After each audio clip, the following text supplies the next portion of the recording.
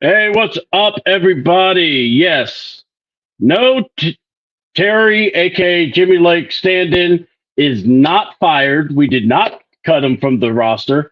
Um, Terry has a stomach bug. But Terry, we hope you had a wonderful birthday. We want you to know we're thinking of you. So get well soon, Playboy. Um, don't party too hard with Jimmy Lake and get eating those wings. They may upset your tummy. So, we want you to feel 100%, especially after your birthday. I don't know, maybe you had some bad sushi or something. I don't know. So, we just want to let you know we love you and we hope you had a great birthday. But the Falcons didn't give you a happy birthday. And me, Ron, and Ladarius will be in. So, just giving you all a heads up. The morning crew, we roll on and we ready to go. And look at that, as early as a fresh daisy. He Shit. he showed up ready to go, unlike the Falcons. How you doing, Ladarius? I'm good. How are you fellas doing this morning? Oh man. Well, I'm doing all right. I know it's not a rhetorical question. It's a Yeah. No, no, I no, know no, the no, answer. no. It's more like this. Before the game, I was doing great. Then the game happened, and in the immortal words of John Cena, ass. Yep. So everybody share the link. We would like to get people in here and get people to talk. Terry's pretty much great at that, but I just threw it all together at last minute, so I apologize. So obviously, guys, we got to talk. The Atlanta Falcons went to Denver. Well, hold on. The Rise Up crew showed up there, and these people deserve better. I mean, they put out effort, they put money out, they go want to see their team, and their team no showed. It was a bunch of invisible people playing the Broncos. Oh, wait a minute. The Falcons did play? It surprised me. I don't know. Um, guys, we're gonna go round the horn style like it is on my show. What did you think of this game? Um, Impressions? What's your these are our opening thoughts about this this ass whooping. Let's just call it what it is. That's what Daddy Peyton got his belt and decided to take our chain, our money, our car, and our woman, and said, "Now you can leave." What do y'all think of this game? I, I think we were not prepared. We were afraid to hit back. They did everything they want to in what 3 hours, Mm-hmm. and we ain't know how to hit back.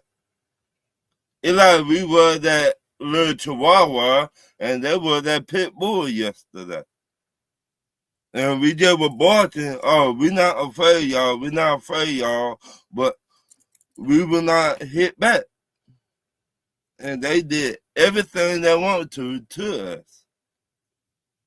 And Coach Cousins, you got to stop staring wide receivers and tight end down.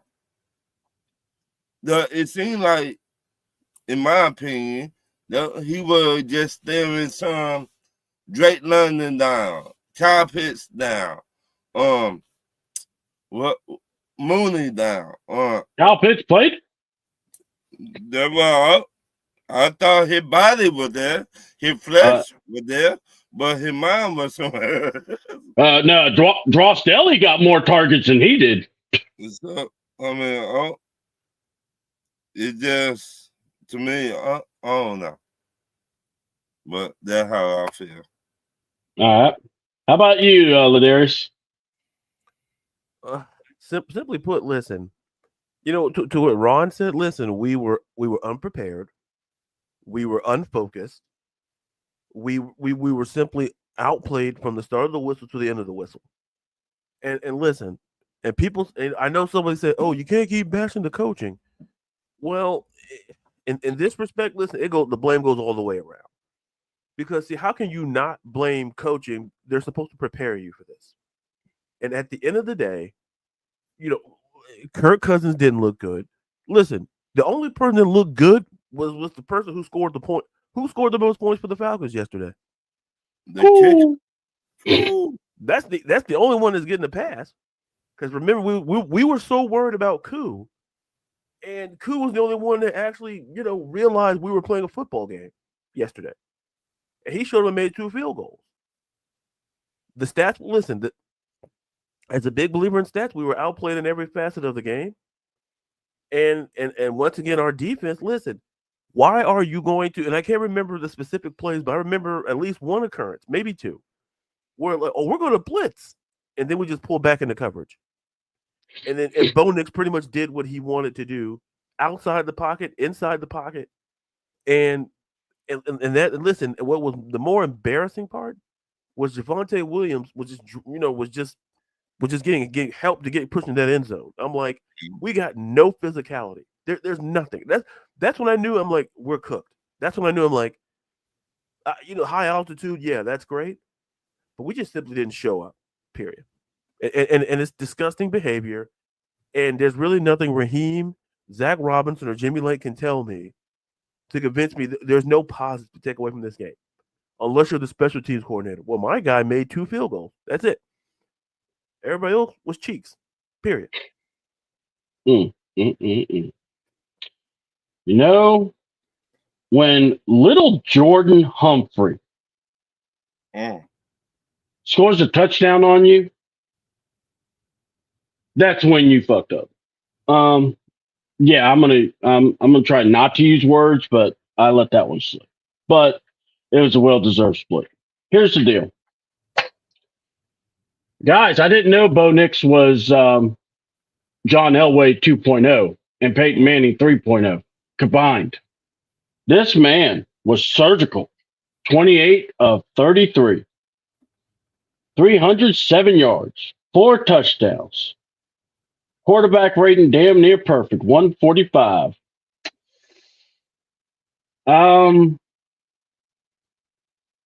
Where do I start? Maybe our head coach needs to do more practices and walkthroughs. Maybe our head coach needs to stop being the ha-ha, kiki.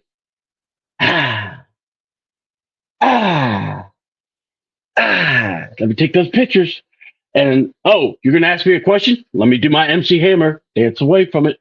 Oh, I'm too legit to quit. He. Ki. Ha. That's Raheem. And it's disgusting. Guys, I've got to say it. I saw a whole lot of quit on this team. And this defense, they don't believe a dang thing that Jimmy Lake or Raheem is saying.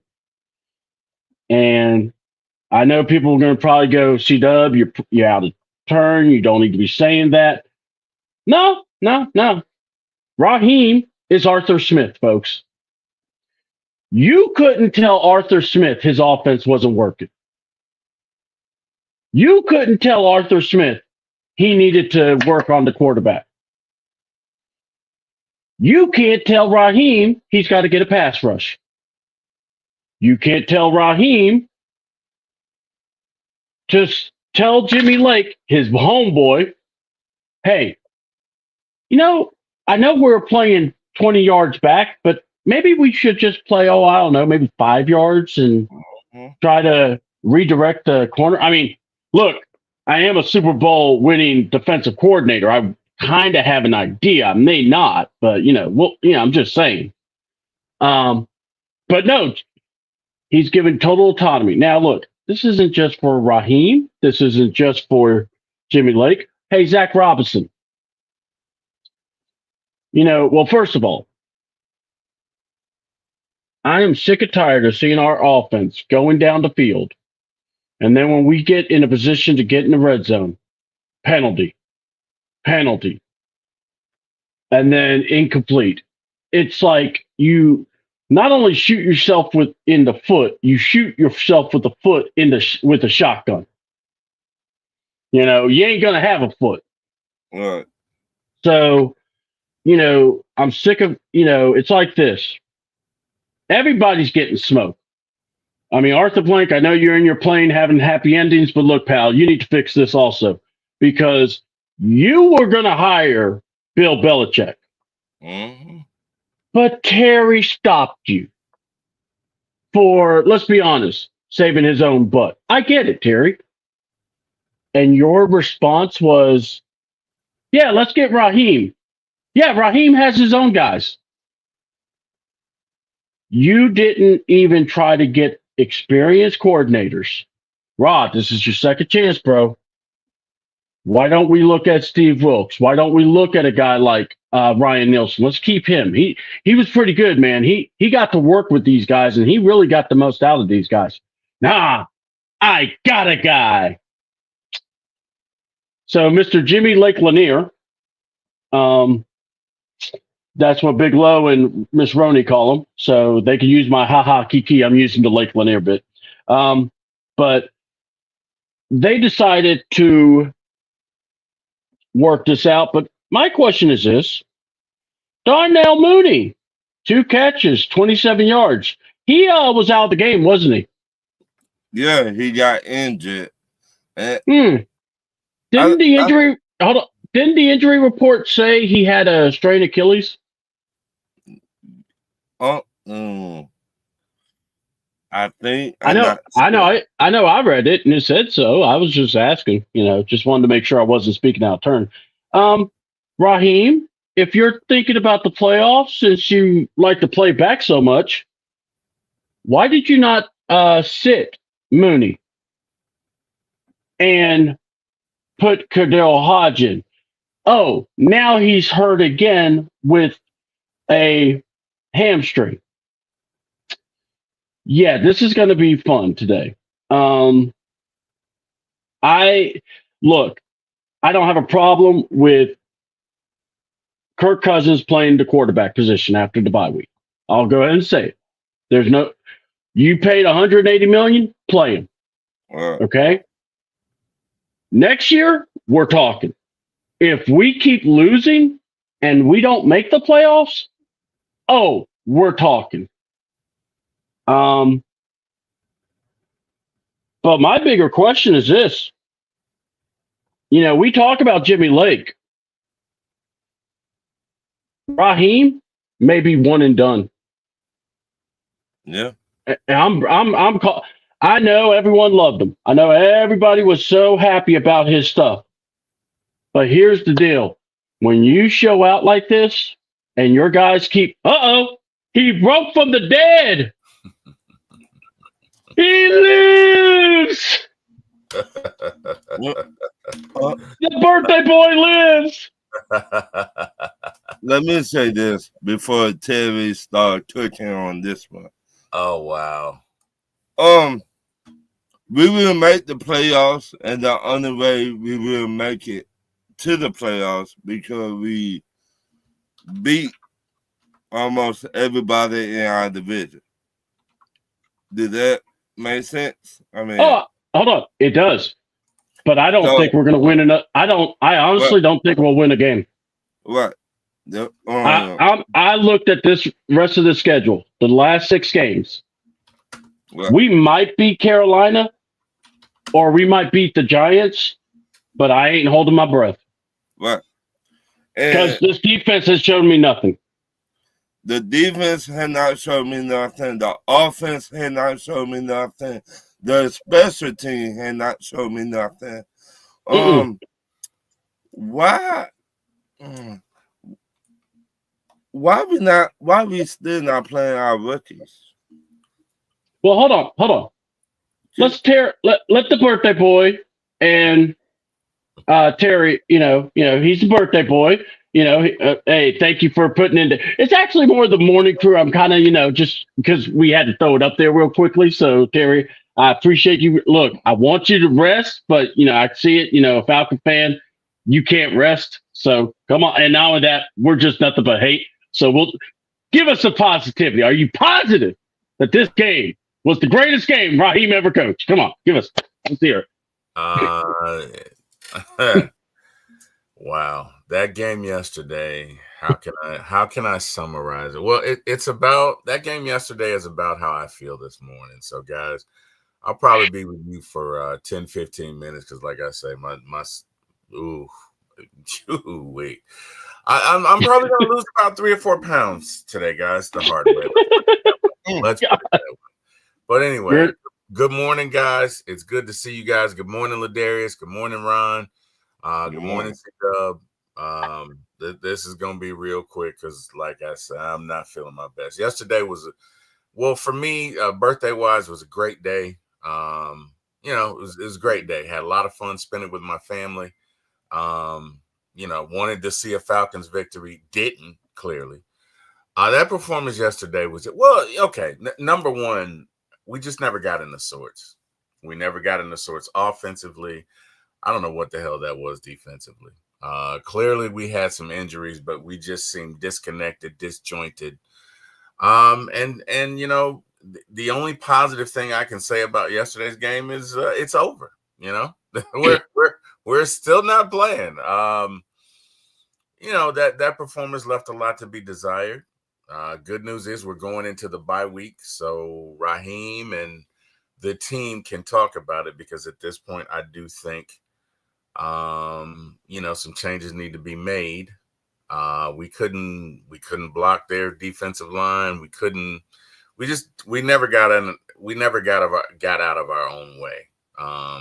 That performance yesterday was probably the one game I would say we never had a chance from start to finish. Like, we came out and they took it to us and we could not stop their pass rush. And we definitely couldn't stop their offense. We couldn't stop them. That's just the bottom line. We could not stop their offense. We made Bo Nix look like John Elway.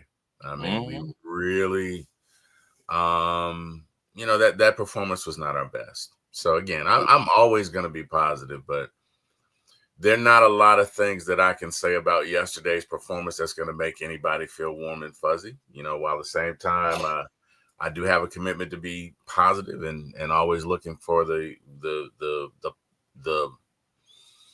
affirmative or the good news in any scenario with the Falcons or looking for the silver lining. I also have to be honest, and I have to be accountable. And yesterday's performance was just not good, C-Dub. So not a lot I can say about it. It's over. Yeah. These guys probably need to rest up. I mean, we're literally the walking wounded. I think Mooney went out. He got hurt. We had some more folks hurt yesterday. Lamon went out with the knee. Yeah. It ain't looking good, Terry. I don't see us winning a game. I don't see us winning a game because what's the definition of insanity? Expecting something different and doing the same thing. If we keep running this defense and not just this and by the way, guys, the book's out on us. 11 games have been played. Mm-hmm. We are who we are.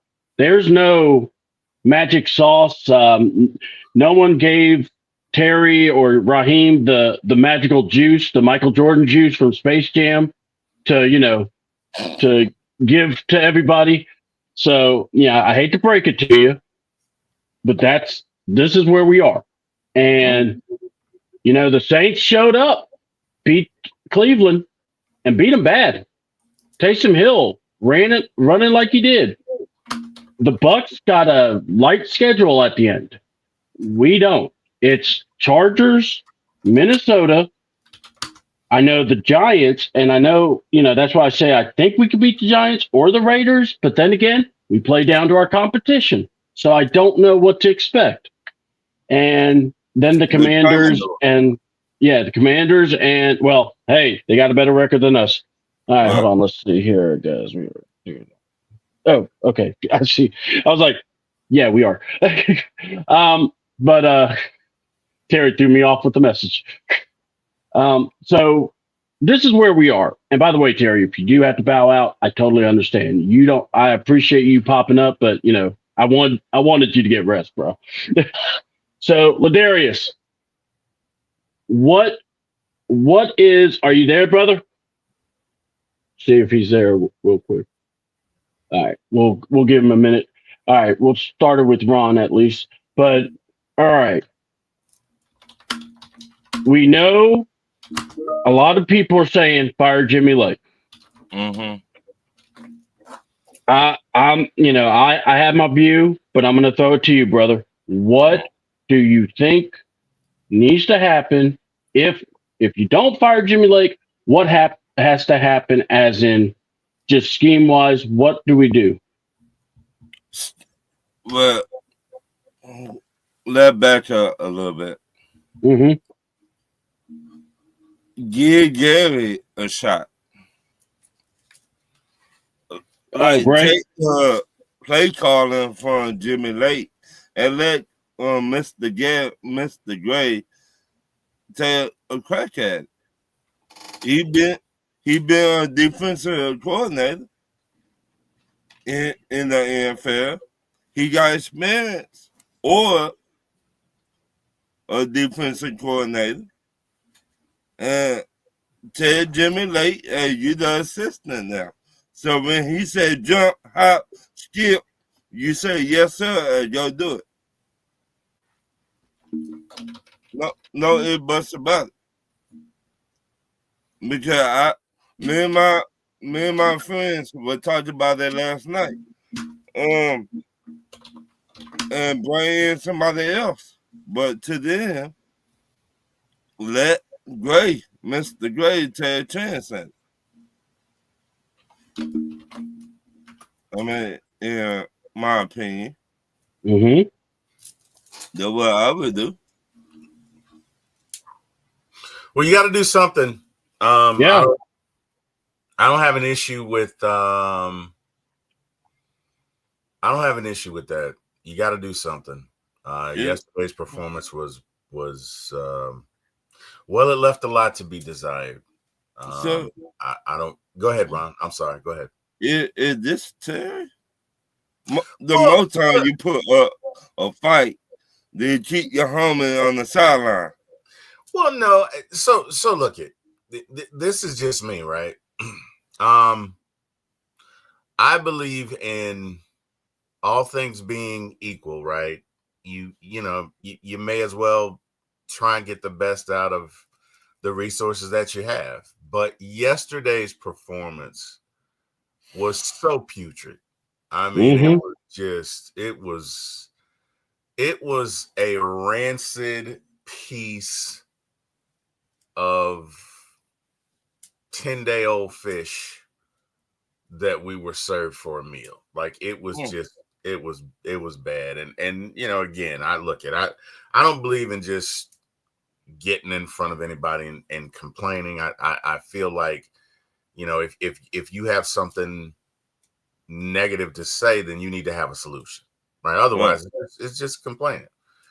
So I'm okay at this point with yesterday's performance, and I feel that way because we literally could not stop them, and we're not talking about the best offense in the league. We're talking about the Broncos, right? Yeah. We could not stop them. Now, yeah, I understand we did have injuries, but you still had your two safeties out there. You still had AJ out there, and nothing we did mattered. And we looked like, Sean Payton on both sides of the ball, and Vance Joseph, they kicked our ass. So, again, with that being considered, I do think, at this point, a change is warranted. So yeah. So anyway, hey guys, I am not feeling well, guys. So No, you get rest, bro. I'm gonna bow out, man. Please tell Ladarius. He's on a call, so he'll apologize.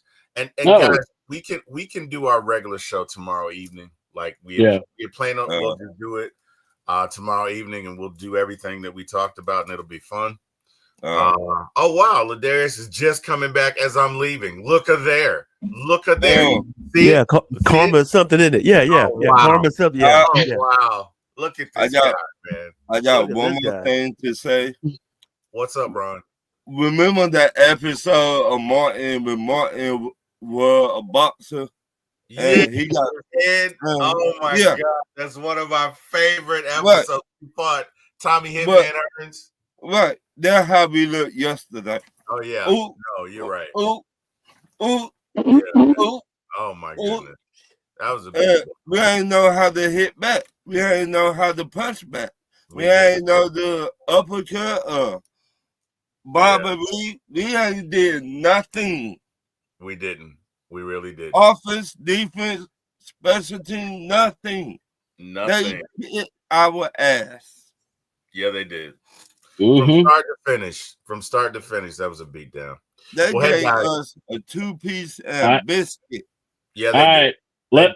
Let our homeboy get some rest, guys. Hey guys, again, sorry about this morning. C-Dub, I'm so glad you did this show, brother. As always, thanks for having me. And I'll see you guys tomorrow night. Y'all be good. All right, brother. No problem. Get some rest. Take some liquids, do what you need to. Homeboy trying to play his shows. I'm like, dude, you got a stomach bug. Let that thing run through you. Jesus.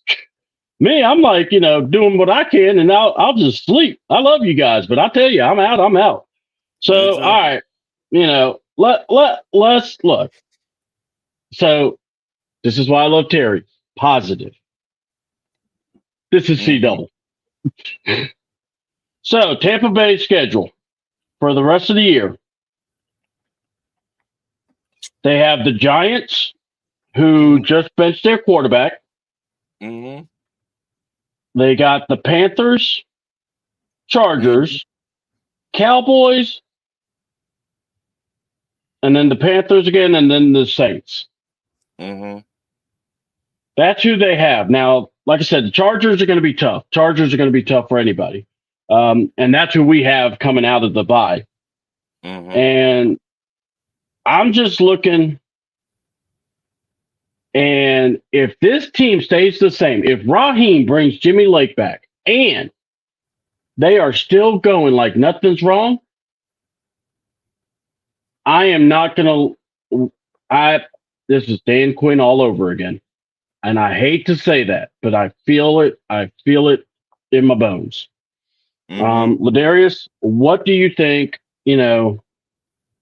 what can happen if, or we could be real about it, but with this team, I mean, because that, at this point, we know what Ra's going to say. He's just going to dance around every subject in the world. So, and by the way, what's up, Wiz10? What's going on, chat? And then smash the like button. Please do. Get our likes and subscribes if you enjoying what you're hearing from us. Appreciate y'all. So go ahead there, Ladarius. Excuse me. The fact of the matter is this. With the bye coming up, it's obvious to say, yes, we need to make changes. That's obvious. But to be specific, listen, Raheem has to understand two things. One of two things has to happen. Either, you take Jimmy, you're a defensive guy, and take over the play calling because it can't be any worse than what Jimmy Lake has been doing. I said Raheem Morris is a hell of a defense. He's one of the better coordinators in a while, so he understands defense. Let him call plays. It's not unprecedented to have a coach be a coordinator, in terms of calling plays. So it's not unprecedented in that regard. Number two, you have a guy in the building in Jerry Gray, who has a wealth of experience with defense, who in fact was the defensive coordinator, I know, for the Bills and I believe the Packers. Bills, the Packers, the 49ers, and somebody else. So I remember the Bills and the Packers. And so he understands defense. Because here's the thing. The only people that did their job yesterday was special teams. That's it. And at the end of the day, those points are just 3 points. The problem is this. We knew how great Denver's defense was. But to the extent that we could not generate any momentum, we couldn't generate any sort of momentum. It speaks, and people can sit there and say, "Hey, we're not going to talk about coaching." But listen, and you guys talked about it. Listen, Arthur Blank was going to hire Bill Belichick, and we could sit here and talk about like, oh well, ignore the final year in New England. But you know what? The one thing that was pretty good in New England was the defense. Like even when the offense was, maybe not the best. That's a whole different conversation for a Patriots podcast. I know a couple of Patriot podcasts. They can go more in depth on that. Yep. But what I do know is this: I know Bill Belichick is probably the greatest defensive mind that's out there, and we were going to hire him until he would stop from doing so. And people can say, "Oh, Raheem," but listen, we tend to forget Raheem was a head coach in this league. He head coached 3 seasons with the Buccaneers. So he's a great coordinator. Now, I'm not sitting there saying fire Raheem. I don't want people to say, "Oh, let's fire Raheem." No, I'm not saying that. What I'm simply conjecturing is something has to change for progress to happen. That's all there is to it. Because you can't defend. If you're a Falcons fan waking up this morning, you can't defend what happened yesterday. You can't sell people like, just name a positive. Like, oh, our punter got in work? Great. Great. Well, at least Bradley Pinion got some work in today. Great. Like, that's and the fact, yeah, and Dre's right. It sucks losing yesterday, and having now it's taking the L Monday to the victory Monday. This Raheem has to step up to that podium. Raheem has to be honest, not only with himself, but with how his team looks, because because the problems I'm hearing are the same issues that I heard during the offseason and training camp. And the fact of the matter, here we are, 11 weeks into the season, and we're just a game above 500. And luckily, we're in a division that's absolute cheeks. Because if we were 6-5 in any other division, we'd either probably be third or last. Because we're not that good right now. And we have to be honest. Because even we were talking about, I didn't mean to go on the tangent here, but here's the thing. It's the same conversation we had, listen, when we played Dallas and when we played Tampa Bay. All I heard was, hey, we got the win. Hey, winning is great. But listen, we can't keep doing that every week. Okay, we just can't keep taking on, getting away with it. We can't keep getting away with winning close because you get what happened in Denver. Denver was prepared. Sean Payton knew us like the back of his hand. And I could argue he was probably using the same game plan he used 10, 15 years ago. Yeah. It just so nothing really changed. And at some point, if you're going to this bye week right now, you have to make changes to that coaching staff. If you're Raheem Morris, because that team looked absolutely flat. It was flatter than what some of these flat earthers think how flat is. It was that flat. And from the whistle to whistle, I didn't see any tenacity. I didn't see any fight. I heard people say, "Oh, well, we had injuries." Those injuries were not significant enough for us to get our ass, excuse my French, their asses kicked like that in Denver. Like who was the most significant person that didn't play in that game? If somebody can tell me, I'm thinking, and I mean Mike Hughes, I could say this, and that was the number 2 court, and you could tell him and D. Alford being out really hit because they put freaking Richie Grant as the second or as the third nickelback, and I'm going, what are we doing? Like, what are we doing? And like, it was vanilla because it was straight vanilla. All Bo Nix did not do anything extraordinary. It's like we talked about when we previewed the game. Bo Nix, he went out the pocket, and he made plays, and people are like, "Oh well, no, you can keep him in the pocket." No, Bo Nix out of the pocket. But what do we do? But here's the thing: Guys, Penultimately. good morning. Okay. Oh, I'm sorry. Good morning, guys.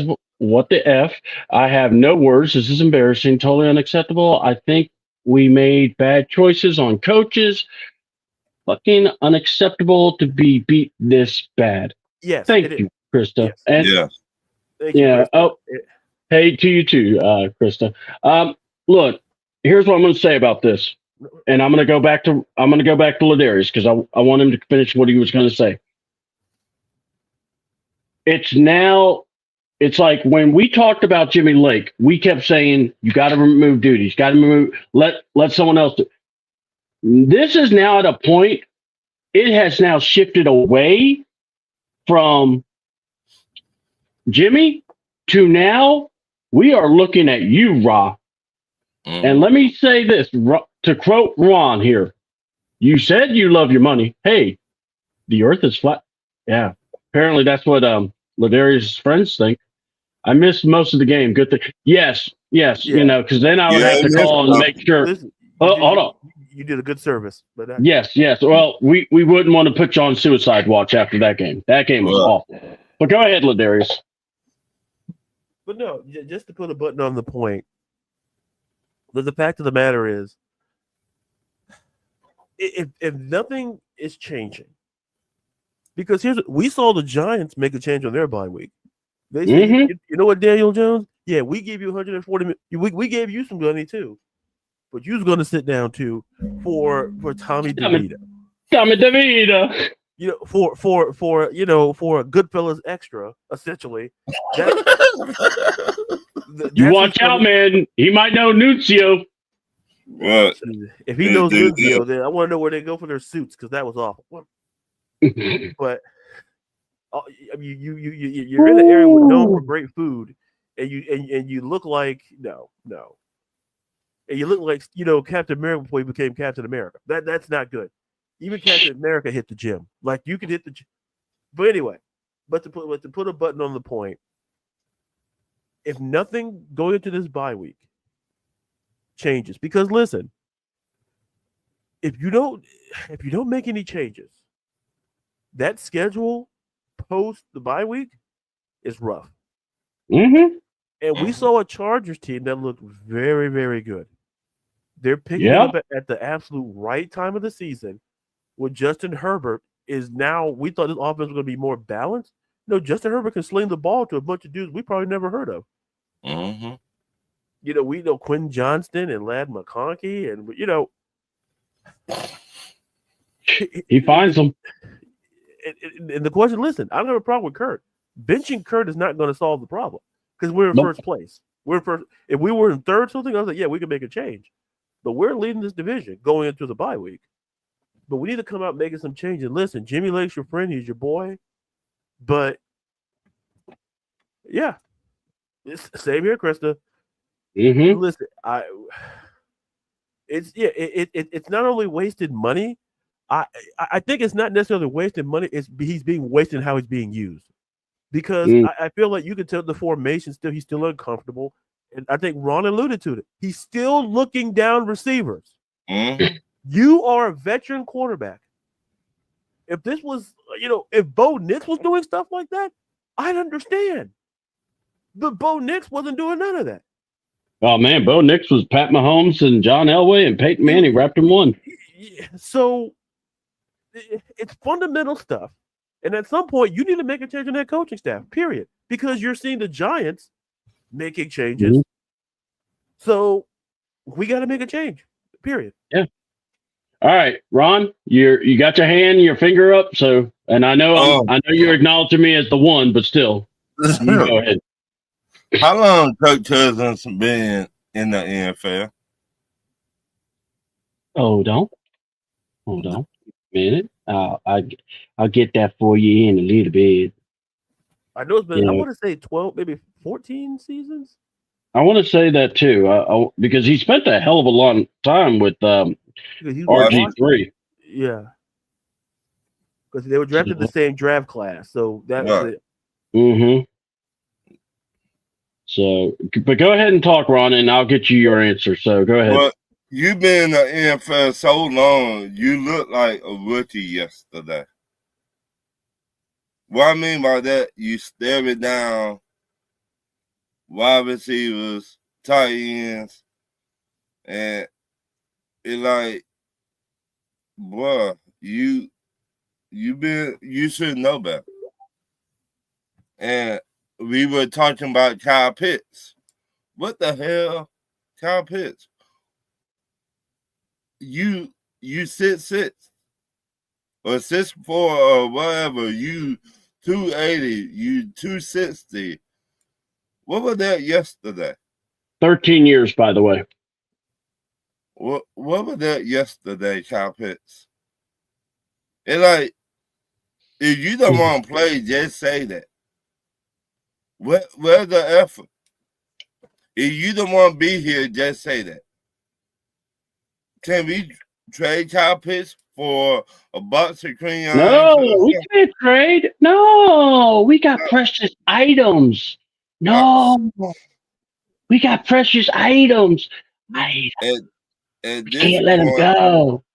At this point, hey, if we don't do nothing, or let me say that, in the off season, Tevin Farno and Raheem Morris need to talk to Kyle Pitts. Straight up. Don't baby him, don't do nothing. Yeah, ask him, do you want to be here? And if he say no, trade him. Get 2 draft picks. Man, you really bold, man. You ain't getting 2 draft picks for that bust. I'm sorry. Yeah. He's a bust. Like my homeboy said, I'm such a boy every day. Yeah, but you know what? Here's the problem. We the sucker. This team, sucker. We drafted a tight end 4th overall, and we had no plans with them. Well, I look at the Giants. That might be a sucker too. They're not going to give up any. All right. Go ahead, Ron. I'm sorry. If you let Saquon Barkley go and you keep Danny Pennies, that's such a move. So I would be on the phone with the Giants right now. Hey, Giants, yeah, you know we got Kyle Pitts. Let me get 2 draft picks. Hello. Click. Hey. The subscriber you have reached is no longer. You've been blocked by this call. Because Kyle Pitts ain't give her no effort yesterday. How many catches he had yesterday? 0. You had 0 catches, and they put a small corner on you and make you, and you ain't take advantage of the corner. Oh, my bad. He had 1 catch, 9 yards. It was amazing. Oh, 1 catch, 9 yards. It shook the world. Are you shitting me? Are you shitting me? Oh, thank you, Krista. All right. I got to say it, and then I'm going to let Ladarius roll or say what he's got to say because he kept on wanting to jump in real quick. Kyle Pitts is a bust. I hate to say it, but if everyone has said, just give him time. Just give him a little bit of time. Let's put some more water on him. Look, 4 years in, and I get it. It's a dependent position, but I'm not actually saying it's a bust for Kyle. I'm saying it's a bust for the organization. They should have went with Penei Sewell, like I've been saying the whole time. You get Sewell. Yes, it's not a sexy move. Yeah, it's a right tackle. But guess what? Doesn't the right tackle take care of Michael Penix's blind spot? Yes. So, and you did draft a 4, a lefty quarterback in Michael Penix. So I'm just saying it's just funny how Terry and I'm going to say this, Terry Fontenot was on a 1-year deal coming in this. Everyone's like, oh, Terry's done his job. No, because you got to look at your team, evaluate the whole time. And you did no moves. and look at what we are now. I am sorry. I think Terry will get the axe for sure. I can see Raw getting the axe, especially if we finish 7-10. Because here's the thing: we finished 7-10. Remember him in the draft saying, "Oh, we're not going to be in the same position." You're going to be in the same position. Just let you know. Go ahead, Ladarius. No, here's the thing. People, listen. I'm a Kyle Pitts guy, but I say this by saying this. Mm-hmm. At some point, this goes on the organization. Like to your point, like Yes. we can call Kyle. I have no problem with the rhetoric around Kyle Pitts, but here's the reality: if you're going to draft somebody in the top 5, at least know how to use them in your offense. Because here's the thing: I'm not one of the people who say, "Oh, let's give Kyle." No, I want Kyle to get it done this season. Yes. Because even I reached a level where I'm like, I can't keep defending you, Kyle. When I can't do it. I support you 100%. But here's the reality: this organization, at the end of the day, we can look back in retrospect about our draft picks and go, man, we really screwed the pooch. And listen, the Cincinnati Bengals were in that same position where you talked about, where Penei Sewell was still on the board, and they went and took some guy named Jamar Chase. And people were like, "Oh, well, you shouldn't have to."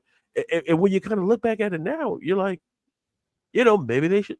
The Lions look great. Why? Because Jared Goff is standing upright. That's why he looks good. Yeah. It's a fun fact, folks. A quarterback can look really good when he's not on his back. So that's a free fact for you. You don't need Sesame Street. That's a fun fact for you. But going 1, 2. But here's the thing. But going back to Kyle Pitts, does Kyle Pitts deserve blame? Absolutely. I'm not going to sit there and be one of these Kyle Pitts guys and say no. I'm not going to defend him when he's wrong, because that's the way I was raised. I was raised, you don't defend people when they're wrong. Period. So that was my upbringing. I can't defend Kyle Pitts when you don't show up for certain plays, and you kind of I can't defend you on that. But what I can say is that the organization lets you down. That has to be in the conversation, because they didn't have to draft you. Kyle Pitts didn't draft himself to the Atlanta Falcons. Like we have to keep that in mind. And then fast forward to, listen, we drafted Bijan, and that's great. He's been great. But if you're Terry Fontenot, listen, you were a guy that essentially, you're not guaranteed in 2025. I could argue that Raheem Morton's not. This whole coaching staff is not guaranteed for 2025. How do I know that? Because I was told that this was a Super Bowl roster. Yeah, we were told that, hey, we're not going to be drafting in the teens. We'll be drafting like in the 20s and 30s. That's what I was told. That's what we were all told. And like I said, I use the analogy of Harold Hill from The Music Man. Okay, go ahead, Ron. My thing is, why every time we trade for somebody, what they put on tape for another team, they don't put on tape for us. Do you see our coaching staff? Huh? You see our coaching staff? Yeah. It's the Whopper room. They don't know. And I'll bet you the scouting department is just as bad. Right. And what I mean by that, Justin Simmons, where you been at all season? Can the real Justin Simmons stand up? Matt Judon, where you been at all season? You did all that in the Patriots. You get traded to another team, and you say, "Oh, the Falcons don't know me, so I don't deserve a contract right now." Okay, well, did your contract year? Now I'm going to tell you this. That when he said that, I loved it, and I still do. But here's what I'm going to tell you. I guarantee you, he thought that this scheme was going to be adjusted or be worked with. That you were going to, think about it. He came from Bill Belichick, John Harbaugh. Those guys would adjust their defense. They would always come up with different plans. He's never been on a crappy team where we got this. But it sucks. We got this. What? How embarrassing should Raheem feel if this or when this team finished last in sacks? He should As be a very defensive coach, I'm going to tell you, he doesn't deserve another job. And I'm not talking coordinator. I'm saying no head coach, no defensive unit coach. Homeboy he would need to be literally, he could be on TV because that's what he could do. Smile, ha ha, kiki, rah. Yeah, I could talk. I can see it. So, but go ahead, Ron. I'm sorry. But it go back to what I've been saying. Had Raheem Morris put together What's up, A1? Nope. Yes, you were on a defensive coaching staff that already had a defense going. The Rams, Tampa Bay. But have you really put together a defense? Not keep it 100. Not keep it a buck. Have you put together a defense in the NFL? The Rams, the head coach of the Rams put together that defense the year they won the Super Bowl. Tampa Bay, he had Chucky down there. He put together that defense. And what his name? Whoever else were on that defensive team. Well, Chucky didn't put that defense together. That was Tony Dungy. Yeah, Tony Dungy put that shit. Yeah. No. Yeah, I was gonna say I didn't mean to be. Yeah, but that was like Monty Kiffin and Tony Dungy. Yeah, right. Have you put together a defense right now? No, you can't. You can't. You can't. You get the wrong players. You say you want to do it your way. Okay, your way, you mess it up your way. Hold on. I got to read this one, please. All right, last two comments that I had to read. At this point on defense, we should have kept Ryan Nielsen. Here's the thing. Ryan Nielsen was here. And Terry was trying to push Rod to hire him. And Rod said, no, I got a guy. So let that stir. And then, fellas, we were 5-6 last year at this time. So we did all this extra shit for one extra win.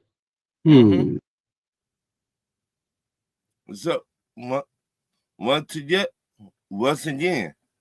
Raheem, you say you love your paycheck. You say you love your money. But this part of getting your paycheck, put a good product on the field. This a shitty product. Matt Judon playing hide or seek out there. We know you there. We see the red sleeves, but you have not done that. Oh, that's right. Raheem Morris said he loved our players. Not only that, but Ron, sacks are for losers. Once again, everybody say he the best coach, and he would do this, he would do that. Shut the F up. He not doing nothing. Go ahead, Ladarius. I'm gonna let you. Go ahead, What Ron. you doing, Raheem? You not doing nothing. How you trying to make us better? You not doing nothing.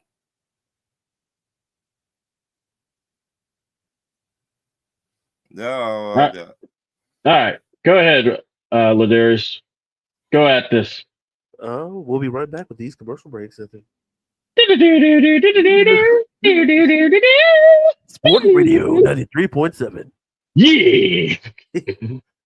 No, like I said, what I said previously, you know, when we talk about organizational decisions, like what's going on right now is the fact of the matter is that a lot of these decisions, and Terry Fontenot, listen, when you play poker or you play games with risk, yeah, there's a high, sometimes you can get a higher risk, higher reward, but sometimes there's higher risk and zero reward. And at this point in the season, we're 6-5. Penultimately, I don't want to hear about injuries because, listen, all I'm going to say is this.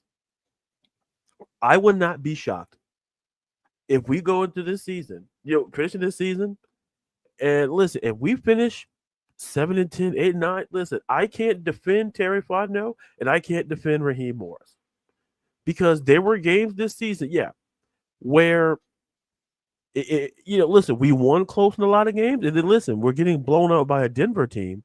People say, "Oh, well, Denver's good." Yeah, Denver's great, but listen, we're supposed to be great too.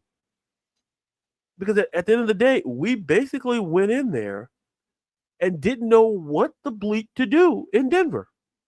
And that falls on coaching. And people say, "Oh, well, you got to hold the players accountable." Yes, I'm not going to call out individual players because they know who they are. But when you're a coach, you're a coaching staff, act like it. Because you're hiring first-year dudes who's never called plays in the National Football League on a roster that, like, with a veteran quarterback like Kirk Cousins, he's working with a first-year coordinator who's never called plays. He was great as a quarterback coach, assistant head coach for the Rams, but he's never been a play caller.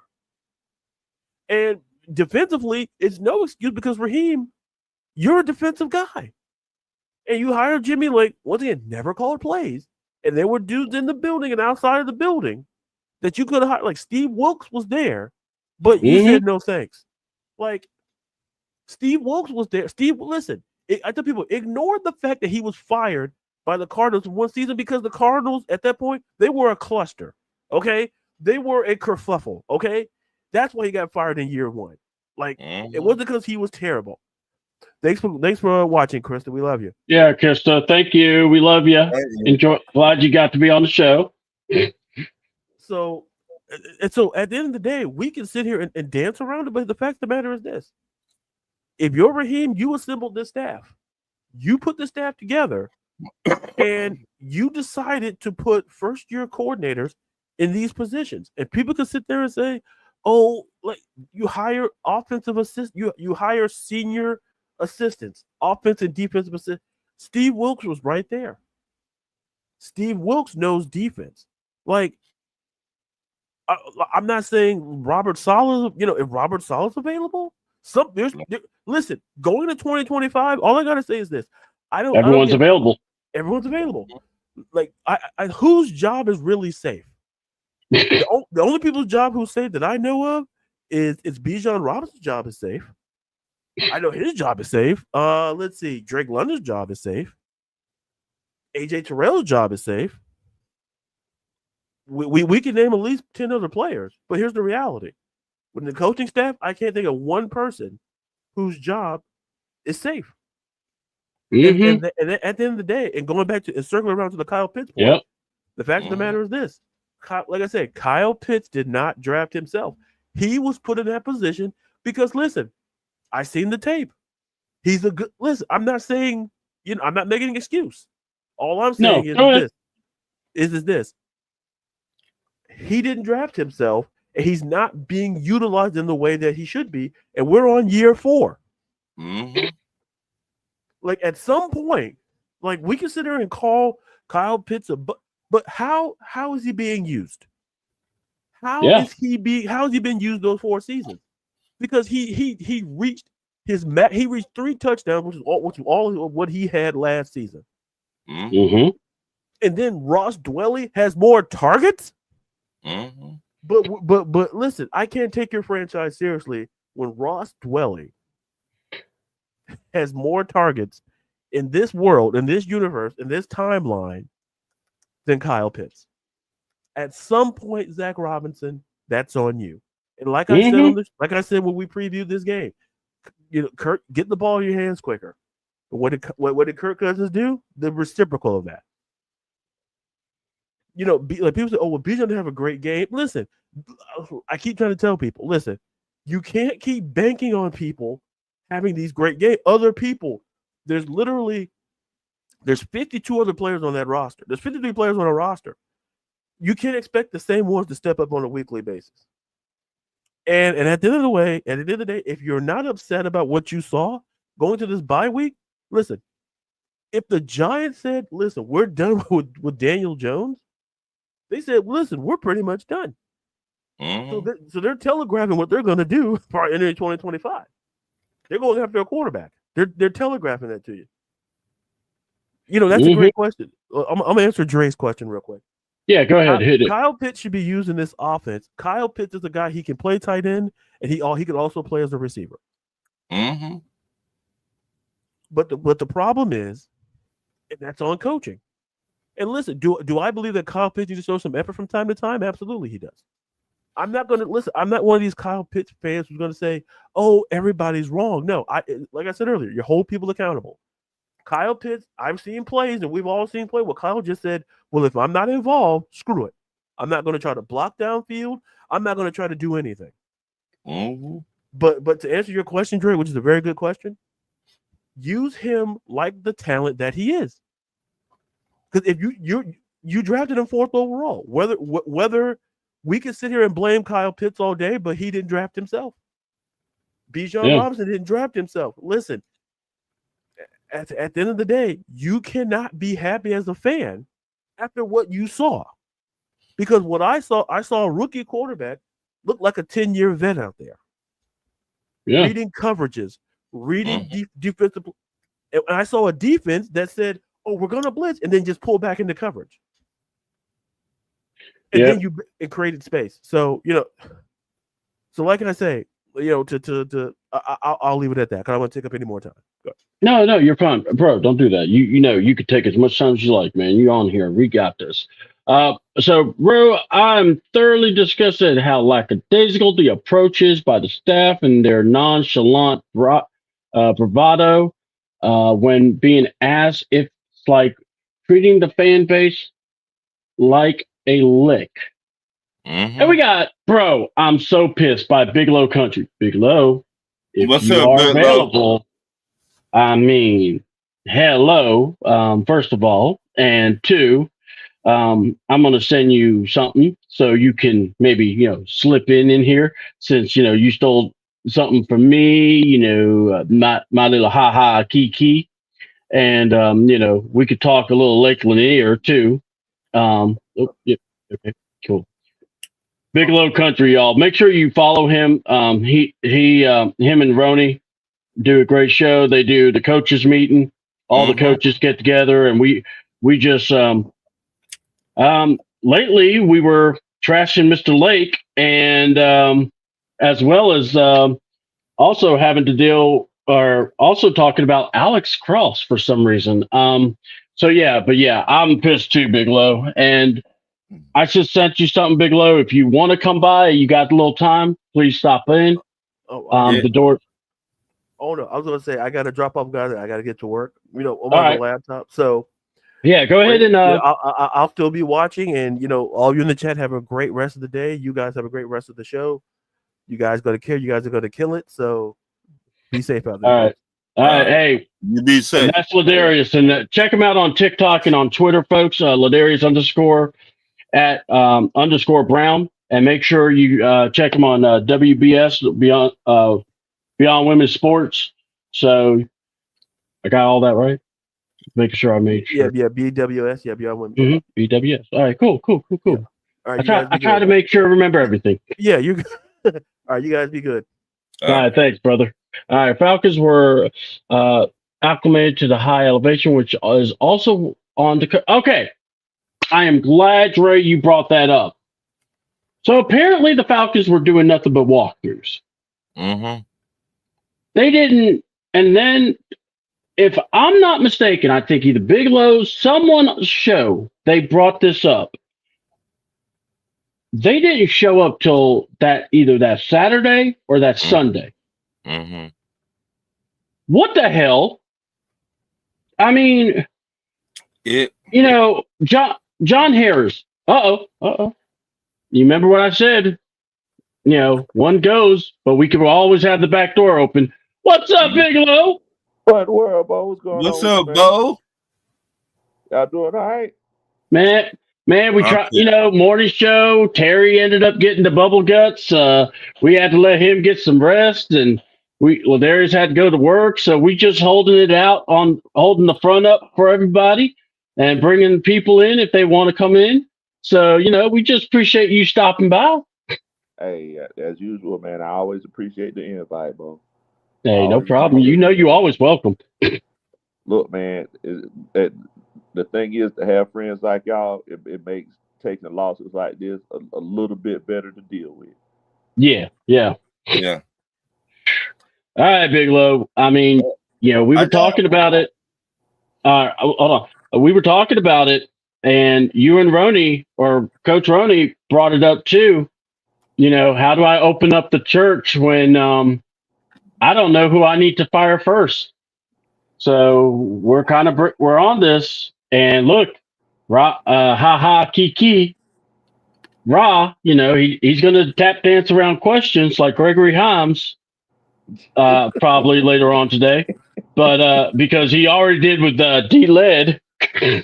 And by the way, y'all need to go on the Birdcage, listen to Ryan and John reenact a Raheem D-Led question and answer segment. Oh my That was goodness. hilarious. I cried. I was laughing so hard. Lord have mercy. And I will tell you, John played a great D-Led. So go ahead, Bigelow. We'll start there, and then I'll let Ron hit you up with a question after that. Oh yeah. I mean, look, man. Uh, once again, Coach Roney, she always reeled me back in and kind of tell me like who we need to be focusing on. And she has a point. Like, this whole time, I've been pissed off with Jimmy Lanier, but Mm-hmm. we got to pay attention to how he got this position. You know, um, we got to remember this is the same guy who, if I'm not mistaken, didn't win 4 games or 5 games as the head coach at Washington. Then Yeah. Kalen DeBoer comes in there the next year Right. and takes guys that he didn't even recruit to the national championship. Yeah. Like, is that? That's not players. That's coaching.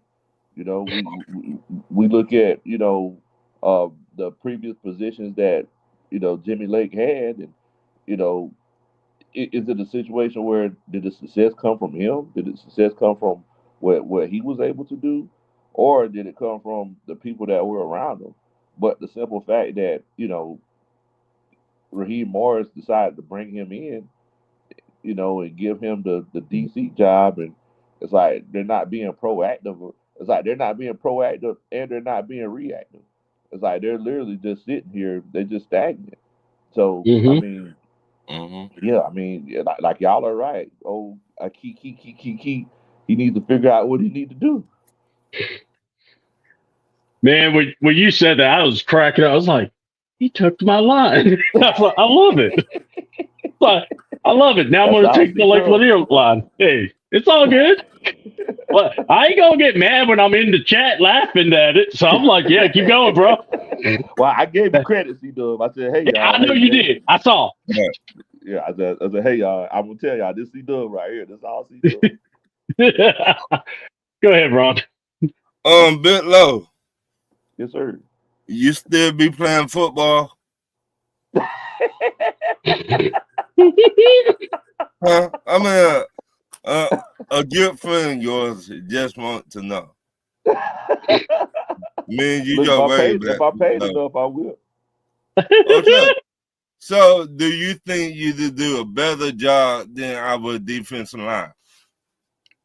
Man, look, I won't be completely honest with you, Ron. I feel like it don't matter who back there. To be honest with you, both.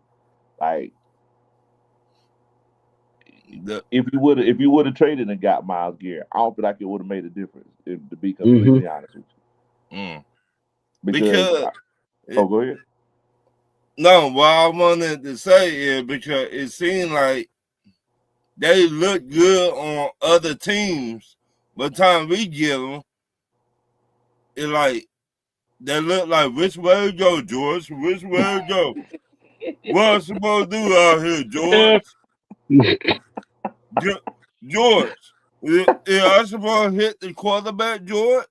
No, you're supposed to play back. We don't go hit the quarterback. What's wrong with you? Yeah, I suppose do something. Throw your cleat at the man. Throw your helmet. Do something. Man, look, man. At the end of the day, and I was watching Scott Kennedy a little bit. Shouts out to Scott. I was watching Scott Kennedy a little bit earlier, and he was saying, "Look, if you look at this team, you look at what we were able to do last year defensively, and you know we were in the top half in a lot of categories. Yeah. Like, who's improved? Nobody.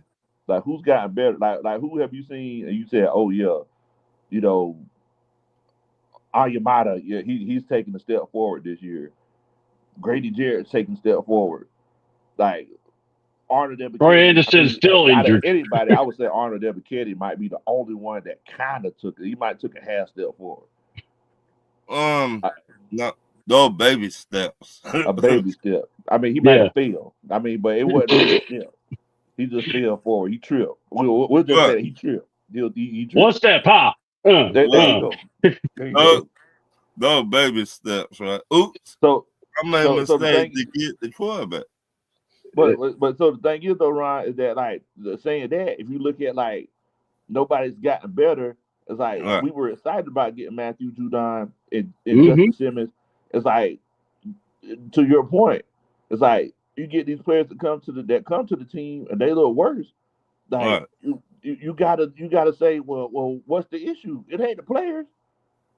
And so I'm glad you pointed that out. My next question, do you think Raheem should take over the play calling, or who you think should take over the play calling on defense? I say you should give it to Jared Gray. I say you should give it to Jared Gray because I mean, look for some reason I don't know if Raheem, I don't know if he feels like he's too cool to show emotion, or he don't want his guys to see him panicking or whatever. But it's like it's to the point now where nobody's gonna take him seriously in that locker room. Like, so if you try to come and be like, "Hey guys, look, everybody needs to tighten up. We changing things up." You know what I'm saying? It's like, you know, I mean, at this point, you are who you are. You go through the deprogramming and training camp. So it's like Jerry Gray, who's seen a whole lot more and done a whole lot more in this league, he never wanted to be a head coach. Like you let Jerry Gray go ahead and take over that play calling. The biggest issue that we had, Ron, with not being able to get to the quarterback is that your top three guys are DB guys. All them guys are secondary guys, and it's a situation where nobody's, you know, I mean, DB guys, they always look at it like, yeah, I mean, you know, we're the ones that get everything done anyway, and they didn't put importance on getting to the quarterback. They call the defense like DB guys. They want to protect the back end, and here lately, the back end has been getting flailed. So I dare you pointing that out. My last question to you: is AJ Terrell a number one corner in the NFL or what? And Ryan Nelson's scheme he is.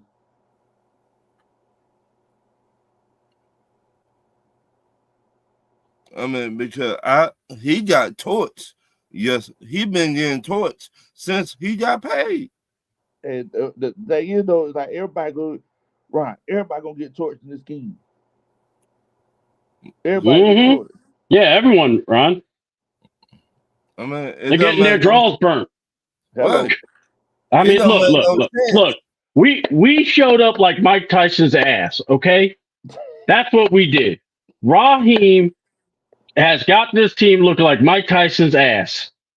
How does everybody on defense all of a sudden, unless you're telling me the Monstars are behind them and they just sucked all their ability away, you know, and that's really who Jimmy Lake is. He's a Monstar. He just sucked all their ability and they can't do nothing, you know. And we just got the fools coming out there trying to play defense, but they can't even tackle. They're like bumping into each other, for God's sakes. Come on, man. It don't make no sense. Like, we play so horrible, but they still go to prime time. They still go to 112. They go to the Ron, they got money. They can go do that. I'm on a budget. I can't go do that and spend my money because I'll be broke. They can go do that. They got that stupid money. My whole thing, you too worry about the club or other stuff instead of worry about your job. Man, that's my whole thing is. Look, Dre said, are they going to Magic City and Strokers too much? Yeah. Yeah. I don't know what those guys do at the end of the day. I don't know what they do. You know, but one thing that I can say is that through the first 9 games, I've seen these guys fight. I can say through the first 10 games. But yesterday they back got broke. Yesterday, you know, shouts out to Heath Ledger. Yesterday, they I don't know if it happened in Colorado, but they took a trip up Brokeback Mountain yesterday. What? Oh, not Brokeback Mountain. They took a trip up Brokeback Mountain. They got their back broke yesterday. Oh, Lord. It at the end of the Courtesy of Bane? Like, they wasn't that much effort put out there. So, I mean, I don't think it's a situation where it's like, you know, they don't like you know, they're worried about the club too much and things like that. Because like I've seen effort, but you know, at the end of the day, when this is one of them situations where you know you continuously like you try to make plays and it's like you know, coach ain't calling was putting you in the right position. I mean, just imagine if you were Matthew Judon, and imagine you were Matthew Judon is one of them situations where they brought you in to go after the quarterback, but they got you dropping back. You know, you playing zone in the middle of the field. So, all right, Ron, hold on now. We got another person that decided to come on in, and that is Mr. Chris Tipmore, because he said he had a question. Come on in. What's good, everybody? Oh man, we just talking about the Mike Tyson cheeks meme that we are now right now. Bro, by the way, before I even get started, can we please stop spreading this man's ass around the goddamn internet? Why are we doing that? Come on, someone put Falcons envelopes on his butt cheeks. I'm like, that's how I feel. The Falcons have had back-to-back cheek losses. That's how I feel. That's on the screenshot. Right. Hey man, I got a question for y'all, man. Yeah, shoot. I know the last 2 games have been dismal. And that's really probably just being nice by even saying that. Yeah. But the thing about it is, are we being really too hasty as Falcons fans? No. Reason why I say it is just because before these last 2 games, right? Mm-hmm. I mean, we were putting up points, we were stopping teams in the second half, but one key factor that did start happening, we did start losing guys. You know, injuries, and we already know we didn't have the most depth afterwards. We already knew that coming into the season, linebacker were thin. You know what I'm saying? We had questions on the defensive line. You know what I'm saying? We even had questions about the secondary, but we at least had some kind of degree of thinking the secondary should be all right just because we got secondary coaches.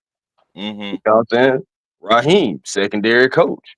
Jared Gray, secondary coach. Jimmy Lake, you know what I'm saying? So it really wasn't nobody for the line. So we kind of knew that the secondary would be somewhat of a strength. But at the end of the day, y'all, regardless, you know what I'm saying, we were still 6-3 just 2 weeks ago. We've had 2 back-to-back losses. I ain't gonna lie, I hate losing to the Aints anytime. I don't care. Shoot, when we had Desmond Ridder, I hated losing to the Aints, and I just knew that wasn't really a good situation. But we already know that's our most hated rival. Yeah, that's our most hated rival.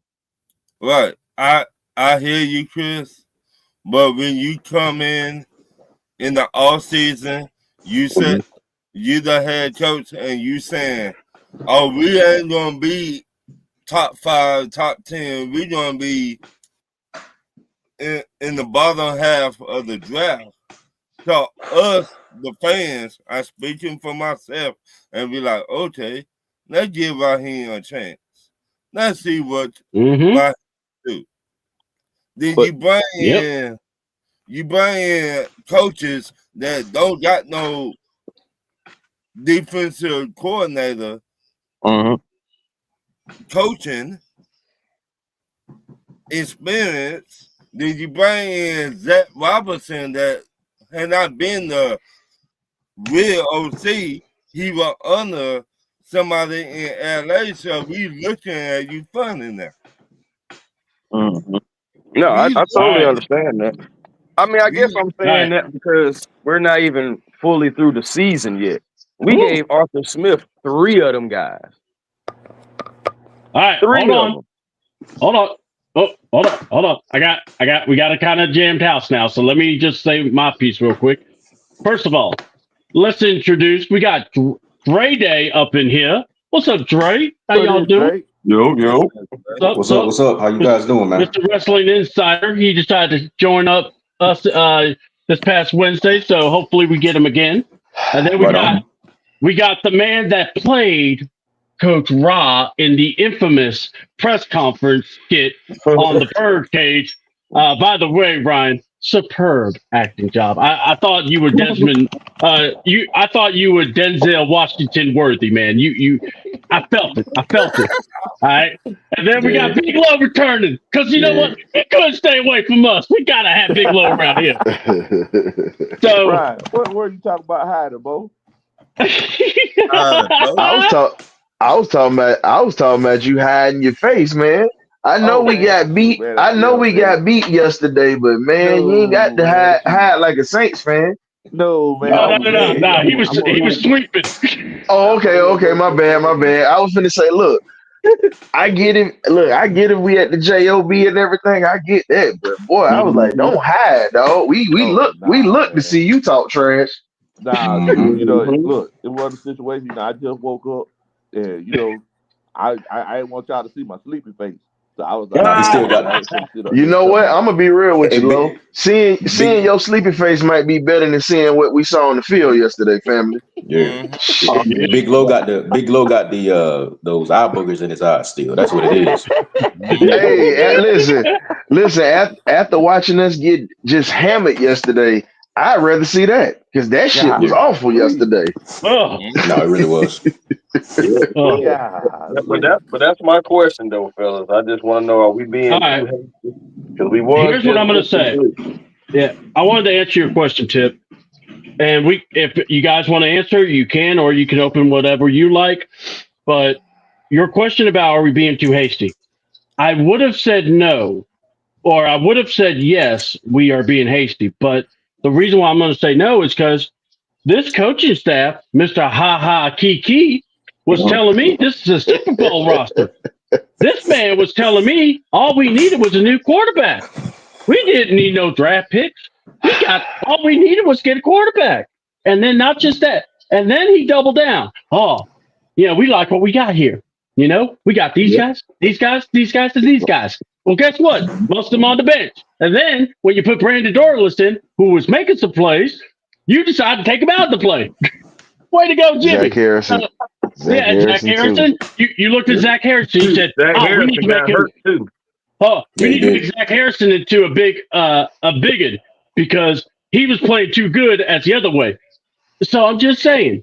So when you have Mr. Ha Ha Kiki telling you, well, see, Chris Tip, look, man, you look fresh, man. By the way, I got to tell you, you look great.